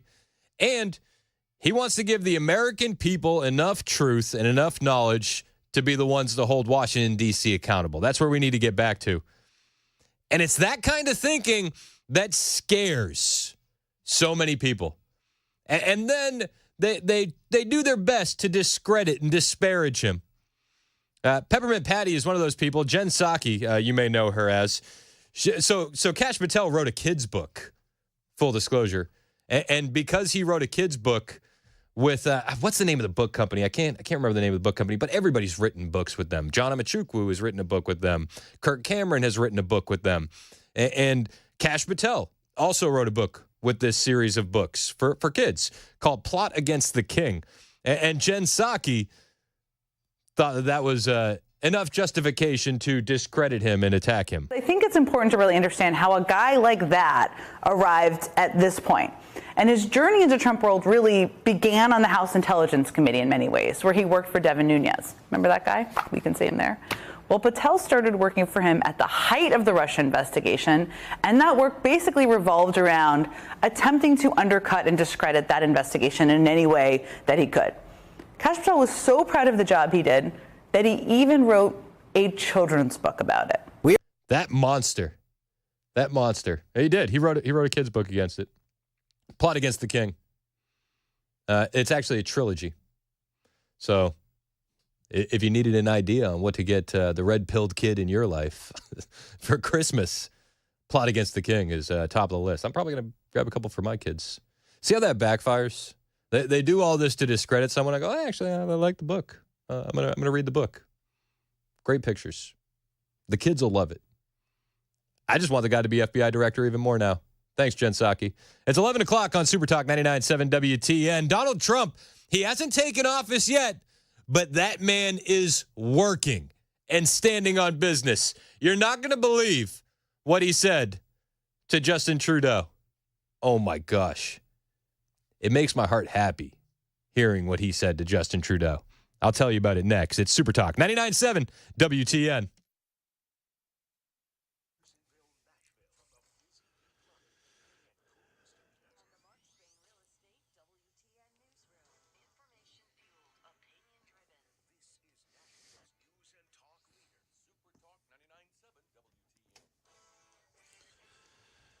Good morning. We are coming up on 11:01. I'm Jay Harper in for Ken Weaver, who's a bit under the weather today. I've got your top stories. We'll get you a full forecast here in just a bit. South Korea's president has declared martial law for the entire country today. The move is largely seen as unexpected, and protests outside South Korea's parliament have taken place all night. The president, in a national address, said he did it to protect South Korea from what he calls North Korean communist forces. But the National Assembly voted to lift martial law. We've got more now from ABC's Joo-hee Choi on just what exactly martial law restricts. It prohibits any act of denying liberal democratic system or attempting to overthrow it. All media and publications are controlled by martial law, and strikes, neglect, and assembly activities that promote social chaos are prohibited.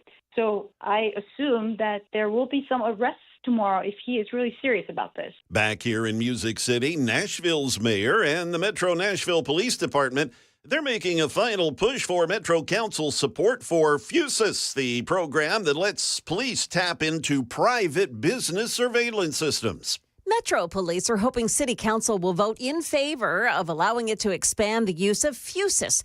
That's the program that has local businesses volunteering the use of their surveillance video to help solve crimes. These cameras just provide a story of what's going on at that moment in time.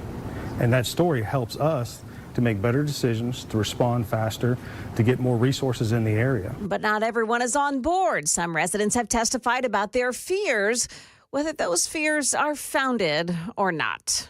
The very, very likelihood that we will have mass deportations in a couple of months, the very likelihood that people who leave this state to go and get abortions will be tracked. Council is taking this issue up for the third time tonight. Joan Jones, WTN News. That is the latest news. We've got your chilly weather forecast coming up. I'm Jay Harper, WTN News.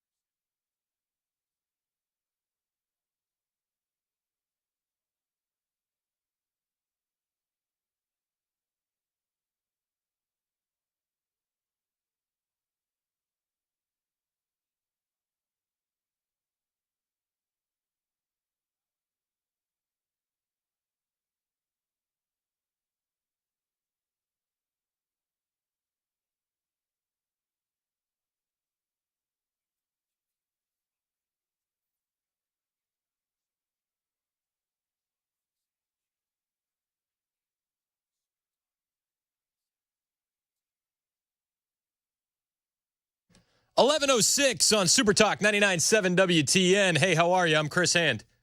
Twitter, True Social, Instagram, at Chris Hand on air. You can listen to us with the iHeartRadio app, the TuneIn app, the 99.7 WTN app.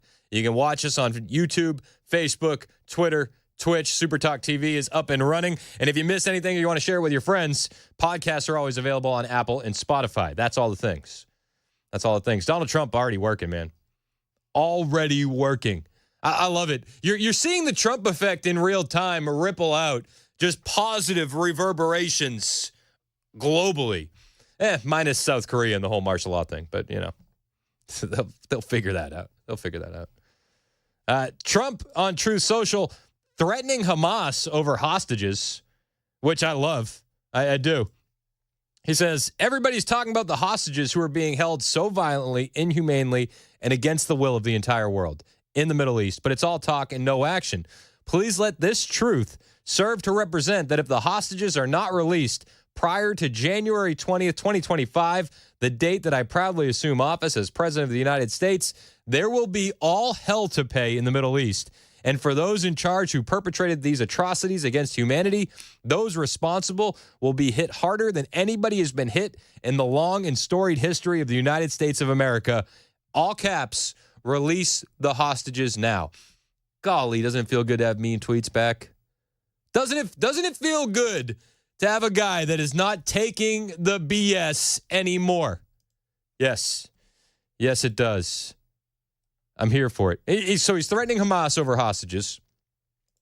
He's threatening BRICS countries with tariffs, which is fantastic. The BRICS nations, they don't want to trade oil in the U.S. dollar. And Donald Trump is pissed about that. The BRICS countries are Brazil, Russia, India, China, South Africa, among some others.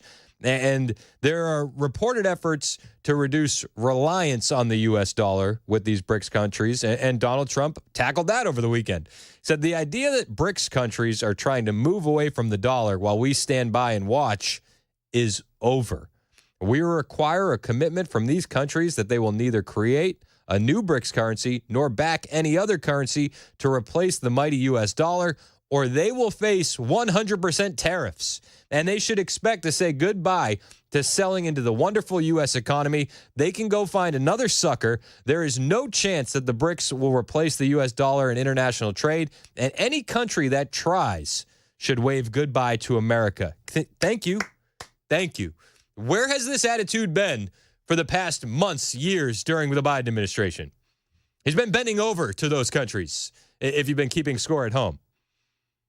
Russia has previously sought to reduce reliance on the dollar in hopes of evading sanctions by Western countries, with the ongoing invasion of Ukraine. According to a report by Reuters last month, the country has been seeking to convince BRICS nations to build an alternative platform for international payments. And Trump says, no, don't do that. Not a good idea. Not a good look. And I'm here for it. He's threatening tariffs all over the place, and I think it's awesome. You're weaponizing the American consumer against nations that want to do business here. Justin Trudeau is one of those individuals. And Trudeau, after Trump dropped a tariff threat of 25% tariffs, Trudeau hops on a plane and went to Mar-a-Lago to sit down and kiss the ring. It's unbelievable. Unbelievable. At the table for the Trump-Trudeau meeting, you had Prime Minister Justin Trudeau, President-elect Donald Trump, Trudeau's Chief of Staff, Katie Telford, Public Safety Minister Dominic LeBlanc, Governor Doug Burgum, our Interior Secretary, Howard Lutnick, our Commerce Secretary, and Mike Waltz, a National Security Advisor. That's who's at the table. I love who Trump brought. Howard Lutnick is a beast. Doug Burgum is a beast. This is what we need. And while they're sitting down, having dinner, Trump may have said the most Trumpy Trump thing Trump has ever trumped. What he said to the Prime Minister of Canada belongs in a museum. And tonight we're getting some new details about that Trump-Trudeau dinner from two people who were at the table. We are told that when Trudeau told President-elect Trump that new tariffs would kill the Canadian economy, Trump joked to him that if Canada can't survive without ripping off the U.S. to the tune of $100 billion a year, then maybe Canada should become the 51st state and Trudeau could become its governor. What an absolute savage. The absolute madman. Oh, Mr. Trump, we can't afford that. We can't survive those tariffs. Well, you can become the 51st state. Yeah. How about that? How hilarious is that? This is what we need to get back to. This is the equivalent of him saying to Vladimir Putin, "Oh, all those shiny buildings in Moscow, I'll nuke them." It's like, what? What? That jarring commentary from the president. We need that back. This is how we got world peace. This is how. Statements like this. And tonight we're getting some new details about that Trump-Trudeau dinner from two people who were at the table. We are told that when Trudeau told President-elect Trump that new tariffs would kill the Canadian economy, Trump joked to him that if Canada can't survive without ripping off the U.S. to the tune of $100 billion a year, then maybe Canada should become the 51st state and Trudeau could become its governor. Right. It's so good. More on that detail with the panel. Peter, thank you. Bret Baier, to his credit, he tries to do the no sell. He tries to not break character. He's official newsman. He's got to do official newsman things. But the smirk from ear to ear on Bret Baier, it's art. We're witnessing art in real time. He tried to be newsy newsman, and he couldn't help but crack a smile. You can't survive those tariffs. You can be the governor of Canada if you want to become a state. Then maybe we can help you with some federal assistance, Justin. So good. It's so good. You got Trump out here. So just to recap, he's threatened Mexico. He's threatened Canada. He's threatened BRICS countries. He's threatened Hamas. He's just dishing out threats left and right. And I love it. I'm here for it. He's already working. The guy's a machine. I will say this, though. Kamala Harris is still working also. I know. Not doing vice president stuff. Vice presidents don't do anything anyway, right? Isn't that what Nancy Pelosi said? Nobody does anything anyway. Well, Harris is still working. She's actually still begging for cash. Yep. Weeks after an election loss. Still needs some donations. If you could spare it upon yourself to donate to the Kamala Harris campaign. New York Post has the story, and it's wild. I can't believe she's still doing this. I really can't. Vice President Harris is still pumping Democratic donors for cash weeks after her blowout election loss, but it's leaving supporters spent, critics said. No kidding. There's actually been rumors going around on the internet, and since they're on the internet, they got to be true, right? But the rumors are that Pelosi and Democrat elites said to Harris, "We'll help you out with your debt if you promise not to run in 2028. And Kamala Harris is like, I'm not going to make that promise. So we get these endless begging emails. The New York Post puts it like this. With Trump nominating MAGA loyalists left and right, there's nothing more important than making sure we can fight back and hold him accountable. Read an email from Kamala HQ, which the Post received nearly 3 weeks after Election Day. That's why we need you to step up today. Yes, today. Our records show that you haven't pitched in to support our Harris Fight Fund program yet. The missive scolded. We know the election didn't turn out as we hoped, but we're not backing down. And as soon as we get out of that $20 million hole we put ourselves in, we're going to get right to work. Harris raised $1.5 billion for a 3-month campaign. She wound up $20 million in debt. Not enough can be said about the economic bullet that we dodged by not having Kamala Harris as our president. She took $1.5 billion and in 3 months turned it into negative $20 million. I don't think I could do that if I tried. I don't think you could do that if you tried. I don't think if me and Mason went on a spending spree across the country in a big old RV buying Rolexes and luxury cars, I don't think we could have spent that money in 3 months. I could buy 4 helicopters and still not have spent that much. We could buy a fleet of helicopters. Easy. We'd have money to spare. We'd have money to invest. And she's still begging for money. She's still begging for money. We need to redo the Bernie Sanders meme. You know, I'm once again asking for your support, but it's Kamala Harris. We need that. We need that. Don't we? Never again! Never again! Yeah. $20 million in debt. Wild. And Trump didn't spend anywhere near what she spent. And he trounced her. Golly. It's gotta be rough holiday season around the Harris household, right? Like, oh no, is mom dipping into the eggnog? It's only 9 a.m. Yikes. The nonstop panhandling sends the wrong message and is alienating voters, Party Poobahs said. Getting fundraising requests after any candidate has lost when they admit that they are still millions of dollars in debt, having blown through over $1 billion, is especially galling, Democrat strategist John Reinisch told the Post. I don't think you need to be a Democrat strategist to tell that. Like, I think you just need to be a human and understand what it means. He said, when I got another request from the Harris campaign for me to pony up, quite frankly, I thought it was insulting. The issue is likely to be a major concern for the incoming chair of the Democrat National Committee, who will become the de facto leader of the party after Biden leaves office. That election is scheduled for February 1st. Among leading contenders so far, Ken Martin, chair of the Minnesota Democratic Farmer Labor Party, Martin O'Malley, a former Maryland governor and past Democratic presidential candidate, and a full Kamala campaign autopsy must be at the top of the agenda for whoever is next chosen to lead the party, longtime Democratic insider James Carville told the Post.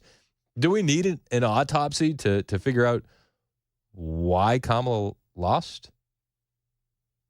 Do we need that? Sounds like a waste of money.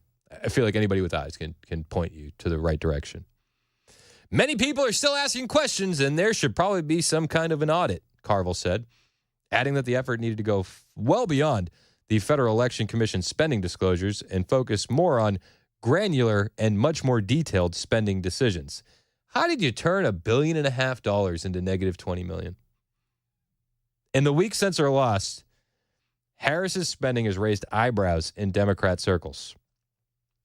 Among the notable expenditures, $1 million to Oprah's Harpo production, $900,000 to advertise on the outside screen of the Las Vegas Sphere, $500,000 to Al Sharpton's National Action Network, and millions on private jets and luxury hotels. More than $500 million went to just 4 well-connected Democrat media consulting shops. Weird. What a coincidence. Probably nothing. None of Harris's funding emails mention any of the spending or the campaign committee's alleged financial woes. Of course not. Of course, why be honest with the American people? People are going to want to know what vendors got what money and what did they do, James Carville said. When you have an airplane crash, people don't say, let's look forward, not look back. No, you look at what happened. Was it a mechanical failure, a weather thing, a hydraulic issue? The greatest teacher in the world is mistakes. Well, if the greatest teacher in the world is mistakes, looking at the Kamala Harris campaign, you would think that the Democrats would gain a wealth of knowledge if the greatest teacher in the world is mistakes, because that campaign was rife with mistakes from the jump. It's 11:21 on Super Talk 99.7 WTN. My name is Chris Hand, and my friends at the Glock Store, they got deals for you. And listen, if you're looking for somebody in your life, Virginia, and you want to get them a handgun or some training sessions, Virginia, what I would recommend is the Glock Store. And you know, just asking them what they want at the Glock Store, that could go a long way, Virginia. Virginia, I'm dropping hints for my wife. I don't know if she noticed. I hope she did. Like the performance trigger, in stock right now at the Glock Store, $89.99.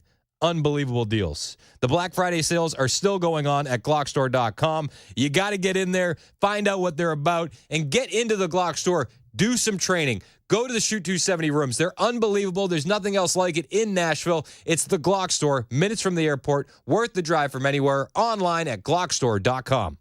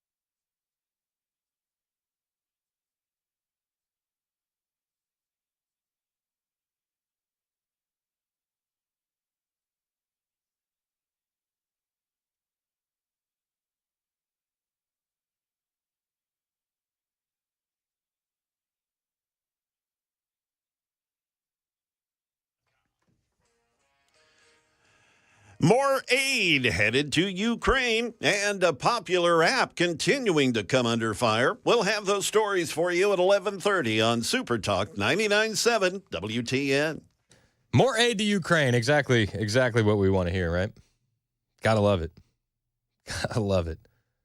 You know, Anthony Blinken said every dollar at their disposal between now and January 20th is going straight to Ukraine. Cool. Just waste our money. I feel like it would be more efficient to just light it on fire, and then we don't have to pay for the shipping, you know, to get the pallets of cash over to Ukraine. Somehow still saving money more than the Democrats, yeah. We could light it on fire and probably it'd be better served. And Chris, meanwhile, you still have people in East Tennessee and the Carolinas that are suffering from the aftermaths of those hurricanes, wondering when's the help going to get here? Oh, don't worry. There's a $750 check in the mail. There's still people in Hawaii that are dealing with stuff after the wildfires there. There's still people in East Palestine, Ohio, who their neighborhood has been contaminated by a train derailment.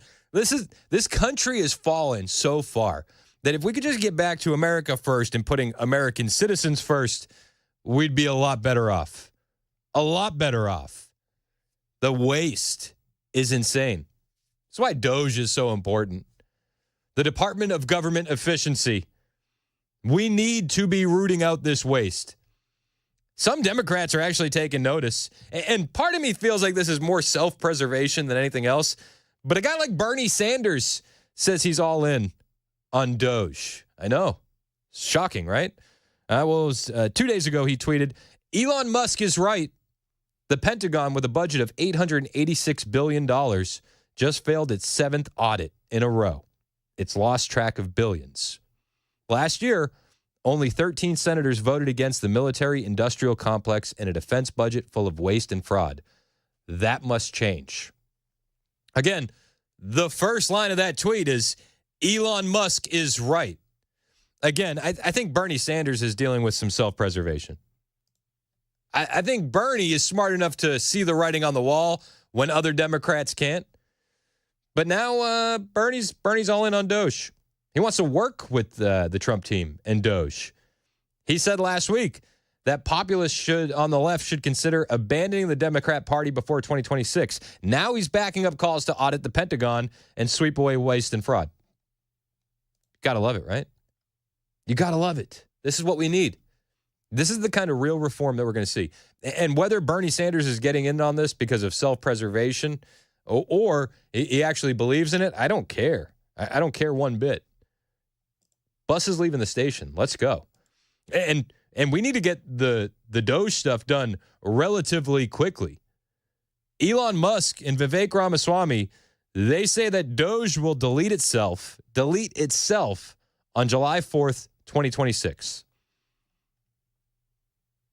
Elon posted on Twitter just yesterday, the final step of Doge is to delete itself, quote tweeting Vivek Ramaswamy, saying most government projects should come with a clear expiration date. That's why we set one for Doge, July 4th, 2026. It's the only government agency that's ever been created with a clear purpose of getting rid of itself. The final step for Doge is to delete itself.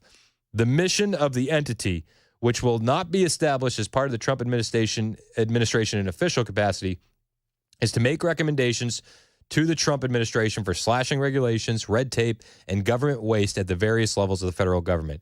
When Trump announced this earlier in November, he said, together, these two wonderful Americans will pave way for my administration to dismantle government bureaucracy, slash regulations, cut wasteful expenditures, and restructure federal agencies.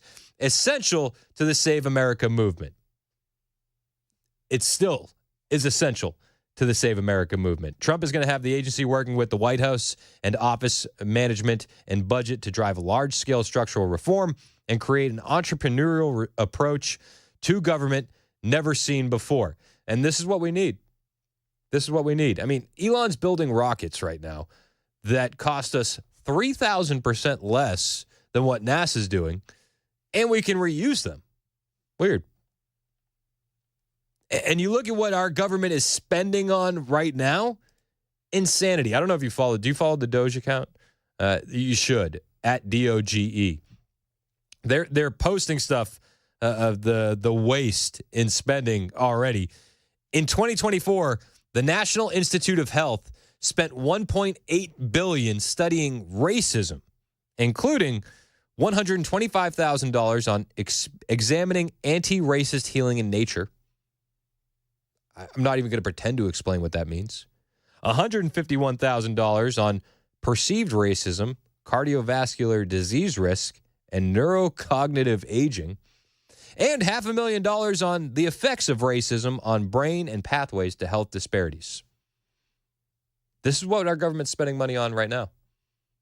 This kind of stuff. Or they're sending your dollars over to Ukraine. Meanwhile, as Jay pointed out just a moment ago, East Tennessee, West North Carolina, you're on your own. Yeah. January 20th can't get here soon enough. It's 11:30 on Super Talk 99.7 WTN.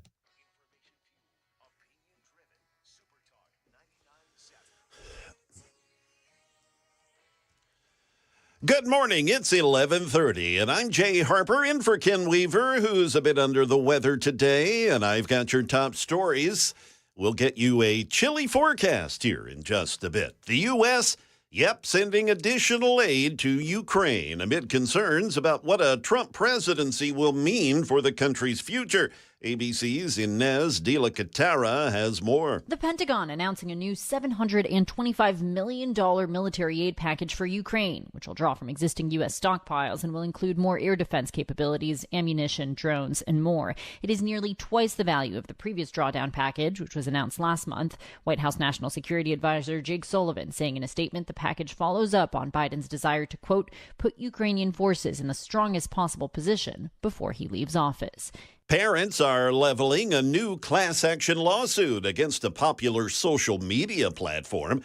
Mike Dubusky, he has more on this controversial subject. The suit alleges that TikTok collected personal information on kids under 13 years old, things like phone numbers, email addresses, and passwords. That's illegal, the lawsuit says, under a 2019 consent decree that requires TikTok to get permission from parents before collecting data on younger users. An estimated 18 million kids under 14 years of age are glued to TikTok.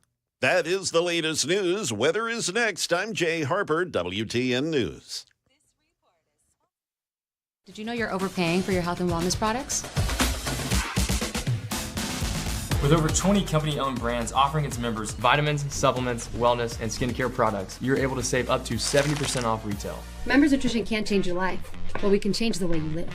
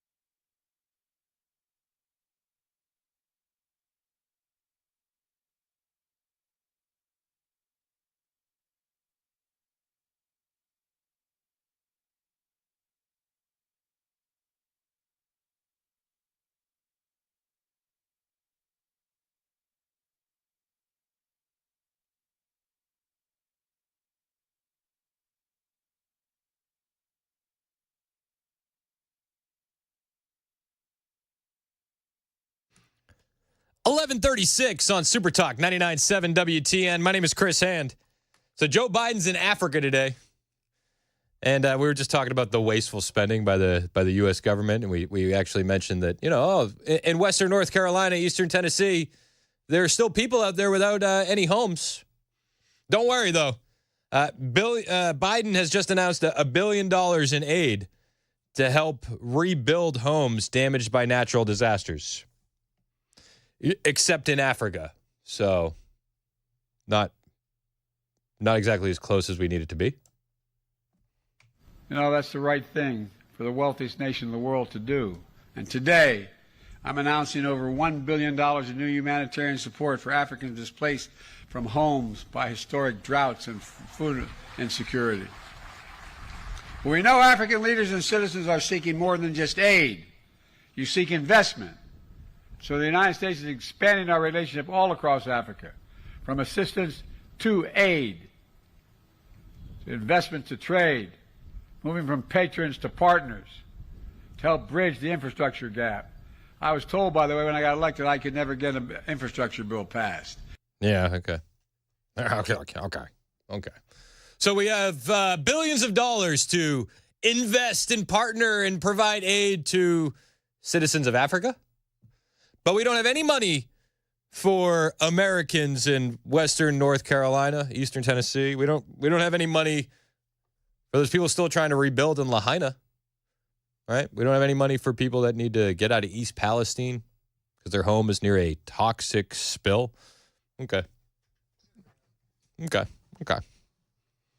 Does this piss you off too? Is it just me? $1 billion in aid to help African nations.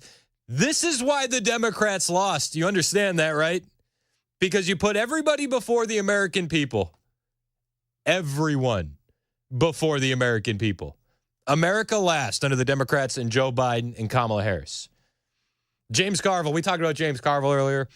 Oh, we need to do an autopsy on what happened with Kamala Harris. We need to. I think you can just look at where we're at today, presently, and say, this is what happened. You put Americans last, so Americans said no thanks. Joe Biden, bringing $1 billion in aid to help African nations rebuild homes damaged by natural disasters. I'm not against helping people, but I am against not helping us first, right? Like, if everything was like cozy over here and we were doing well and the economy's booming, like, yes, let's help people when we can. But it's got to be our oxygen mask first. It has to be. You can't help the guy next to you on the plane if you're passed out. And when we're $36 trillion in debt and we have people in our own country homeless because of natural disasters, should we send $1 billion to help people that are homeless because of natural disasters in another country? Or should we help our people first? I mean, it seems like pretty easy stuff, right? This seems like it should be day one. But it's not day one with this administration. It's not. With you in Angola, a vibrant city, and I look not to, with you in Angola, a vibrant city, and I look not the city. The city I know is not Angola, but in Angola, in a vibrant city. Does he even know what he's saying at this point? Does Joe Biden know where he is? He's being escorted around like a child. And while in Africa, he's meeting with these world leaders. He said, "Welcome to America." This is in Africa, meeting with African leaders. Thank you very much.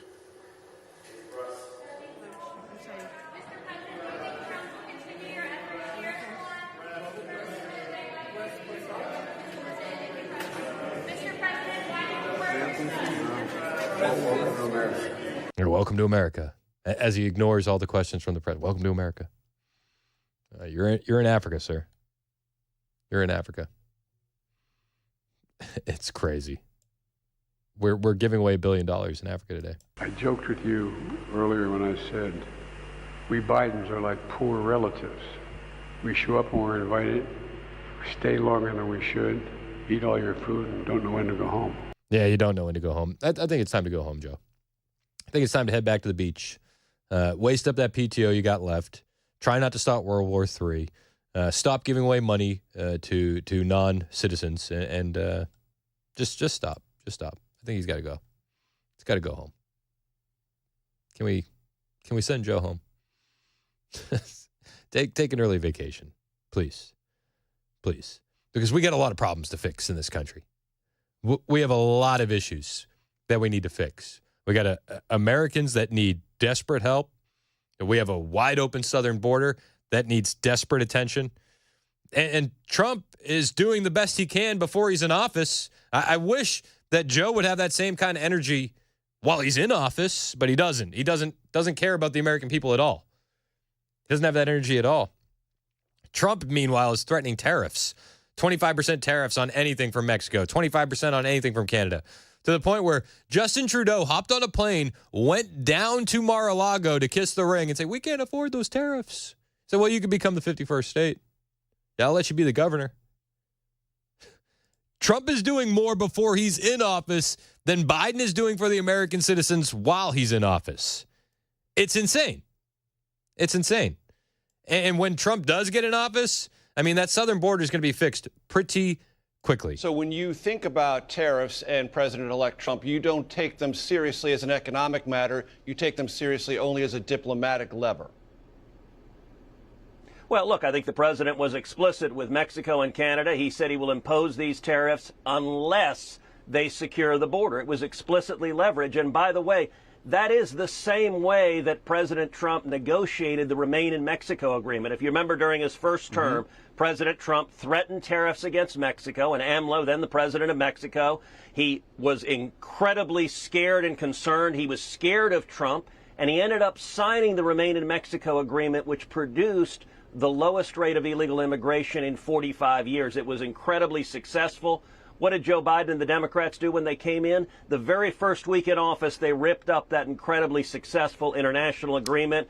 I expect we will once again enter into Remain in Mexico, and we are going to see, I'm going to make a prediction right now, we will see the numbers plummet of illegal immigration coming into this country, not in a year, not in 6 months, but in January and February, because we will have a president who will vigorously enforce the law. I mean, that's literally all you need to do is enforce the law. That's the bare minimum. And if Trump does the bare minimum, we're going to see the amount of illegal immigration plummet in January and February. This is according to Senator Ted Cruz. I believe him. I mean, we're already seeing Mexico and Canada come to the table and say, let's figure this thing out. And we're going to see mass deportations, despite what some on the left think. Democrat Congresswoman Jasmine Crockett was saying that Trump won't follow through with mass deportations. Expect mass protests in response to mass deportations? I do, but I also don't expect mass deportations. I think that it sounds good and they look like the tough guys, and we know that that has really been their brand, is to basically look like the bullies that they are. But you know, when you start to get into the nitty gritty and start to talk about details, that's when they're like, well, we didn't realize this or that, or even when you start to talk about the cost. I love how she says, oh, that's their brand. They're bullies. Are you ignoring the 2-year-old child that showed up at the border by herself the other day? Like who's the bullies here? Who's enabling evil in this situation? Because it certainly isn't the conservatives. It certainly isn't the right. The people that are enabling evil are currently in the White House. That's what we're seeing. The people that are enabling the massive profitability upswing of human trafficking, they're in the White House right now. Oh, I don't really see mass deportations happening. Well, hey, keep that take, because you're going to see it. You're going to see it. And Tom Homan is going to be there to make sure that that promise gets delivered. Tom Homan plays no games. And he says, you know, the Trump administration is going to show America about the atrocities happening at the southern border. They're going to be transparent. They're going to expose what Biden and Harris have let happen. How many children weren't left unattended on the border? And how many terrorists didn't make in this country? President Trump's policies were humane. The Biden open borders policies is the most inhumane thing I've ever seen. They're killing Americans in record numbers, killing aliens in record numbers, and cause the biggest national security vulnerability I've seen in this nation. That is why I'm passionate about this. I'm glad they showed that video. My heart breaks for that little girl, but I've held dying children. I've held dead children. I've talked to girls as young as 9 years old that were raped multiple times by cartels. That's what happens in that border. And under the Trump administration, we're going to show that to everybody. We're going to be very transparent so people understand why we have to do what we're doing. Yeah, and it has to be done. It has to be done. There's a 2-year-old girl that showed up at the border alone. The atrocities happening at the U.S.-Mexico border need to be exposed. They need to be highlighted. It's going to be painful, but it needs to happen. You need to see it. And leftists need to see it. Not these faux tragedies where, oh no, the Border Patrol are whipping Haitian migrants. Like, no, not this fake stuff. But they need to see the real, raw, gritty reality of what Biden and Harris have let happen down there. Jasmine Crockett, I don't see mass deportations happening. Okay. You're going to find out. You're certainly going to find out. And until Trump gets back in office, we're going to keep hearing stories like that 2-year-old that showed up alone. Just over the weekend, a 10-year-old boy from El Salvador showed up at the border alone, being abandoned by human smugglers. We have 58,000 illegal aliens with criminal convictions living in New York City. Like, the mass deportations are happening. Make no mistake about it. Ice cold take from Jasmine Crockett. But what do you expect? What do you expect? It's 11:48 on Super Talk 99.7 WTN. We're going to check in with Matt Murphy next, see what's coming up on Murphy's Show today here on Super Talk 99.7 WTN.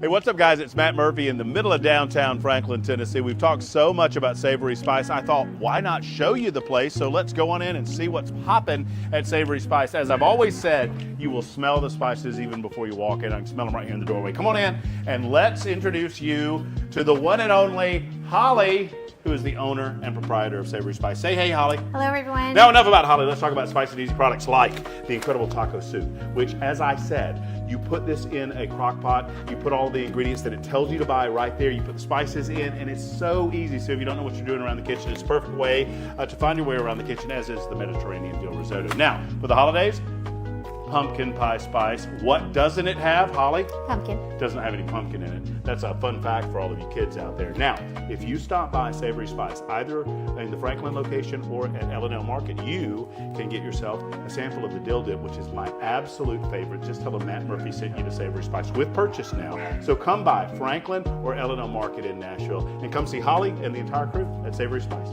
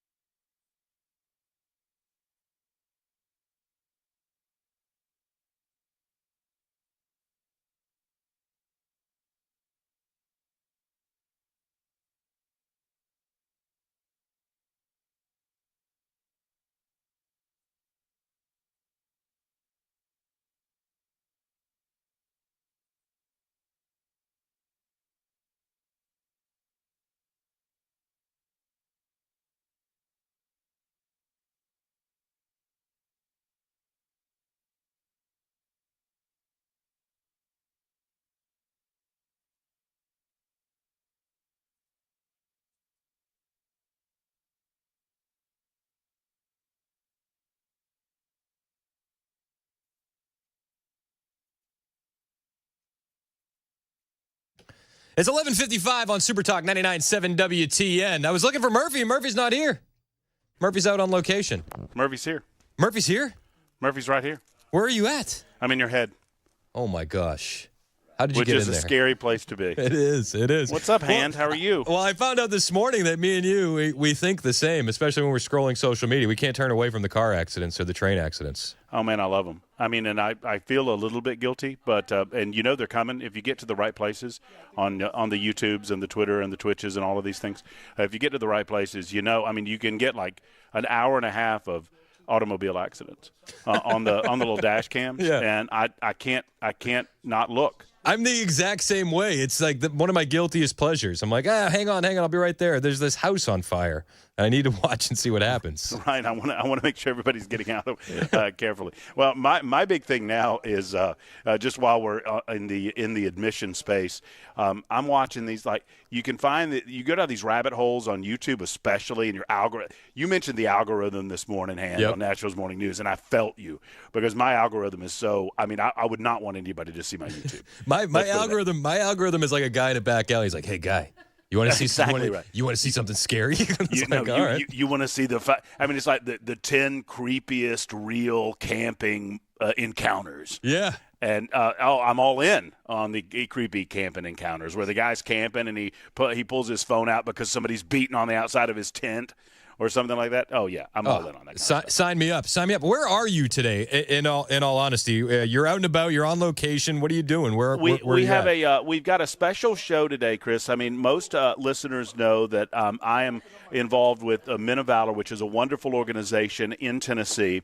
And Men of Valor has a campus called Valor Ridge here in Nashville. They've got another campus, Valor Way, in Knoxville, but it is their re-entry campus. And we're going to be talking specifically about Men of Valor through the most of the show today. Obviously, we'll keep everyone up to date with headlines and what's going on in the world. But for most of the 3 hours, we will be discussing Men of Valor, what they do. You'll be hearing testimony from individuals who've gone through the reentry programs, who've graduated from Men of Valor. I'm incredibly excited about this broadcast because I believe in this organization. This is the way that these things should be done, through community, church, charity, and Men of Valor combines all of those things. And much in the way that we raised a tremendous amount of money for Nashville Rescue Mission just a week ago, we're hoping to raise a little money for Men of Valor on this Giving Tuesday right here at Valor Ridge. So I'm very excited about it. Man, I'm excited for you, and I hope you guys raise a boatload of money because the work that Men of Valor does is unparalleled. There's nobody else like these guys out there. No, I mean, and they get right to it, right? I mean, they get to right on the ground level. They're inside of the prison systems in the state of Tennessee. They're in every prison. They're in most of the bigger jails, if not all of the bigger jails, and we'll have a lot of folks talking about that today. And they get to the ground level and recognize that if you can't change hearts inside of men within these prison systems, if you can't show them a better way of life and a better way of salvation, really, then we're not going to conquer the issues that we see in our prison systems and the crime situation that we see across Tennessee and across America. We're doing it from the government side of things. I think Donald Trump's going to go a long way to solve a lot of the crime that's coming into this country, but we've also got to do it from inside of the system. So that's what we'll be talking about all day, and I'm very excited. Well, I'm looking forward to it, Murphy. I think, again, what they're doing is just fantastic, and you being partnered with those guys, I think it's a perfect match. So thank you for doing what you're doing. I appreciate you bringing some light to that, man. It's going to be good, and we'll remind folks about the way that it ought to be done. I mean, sadly, in 2024, we expect that government can handle all of these things for us, and government does its part in their relationship with Men of Valor. But we'll discuss all of those things throughout the course of the day, and I don't know if I'm inviting people to come by the campus. I think I might be able to invite people to come by the campus. Alex says, sure, why not? If you'd like to come by, there's a lot of construction going on right now, so a lot of things happening out here, and we'll remind people how they can give starting at high noon in about a minute from now. I love it, man. Murphy's up next. He's got a big show with Men of Valor today. Hang out with us. It's 12 o'clock on Super Talk 99.7 WTN.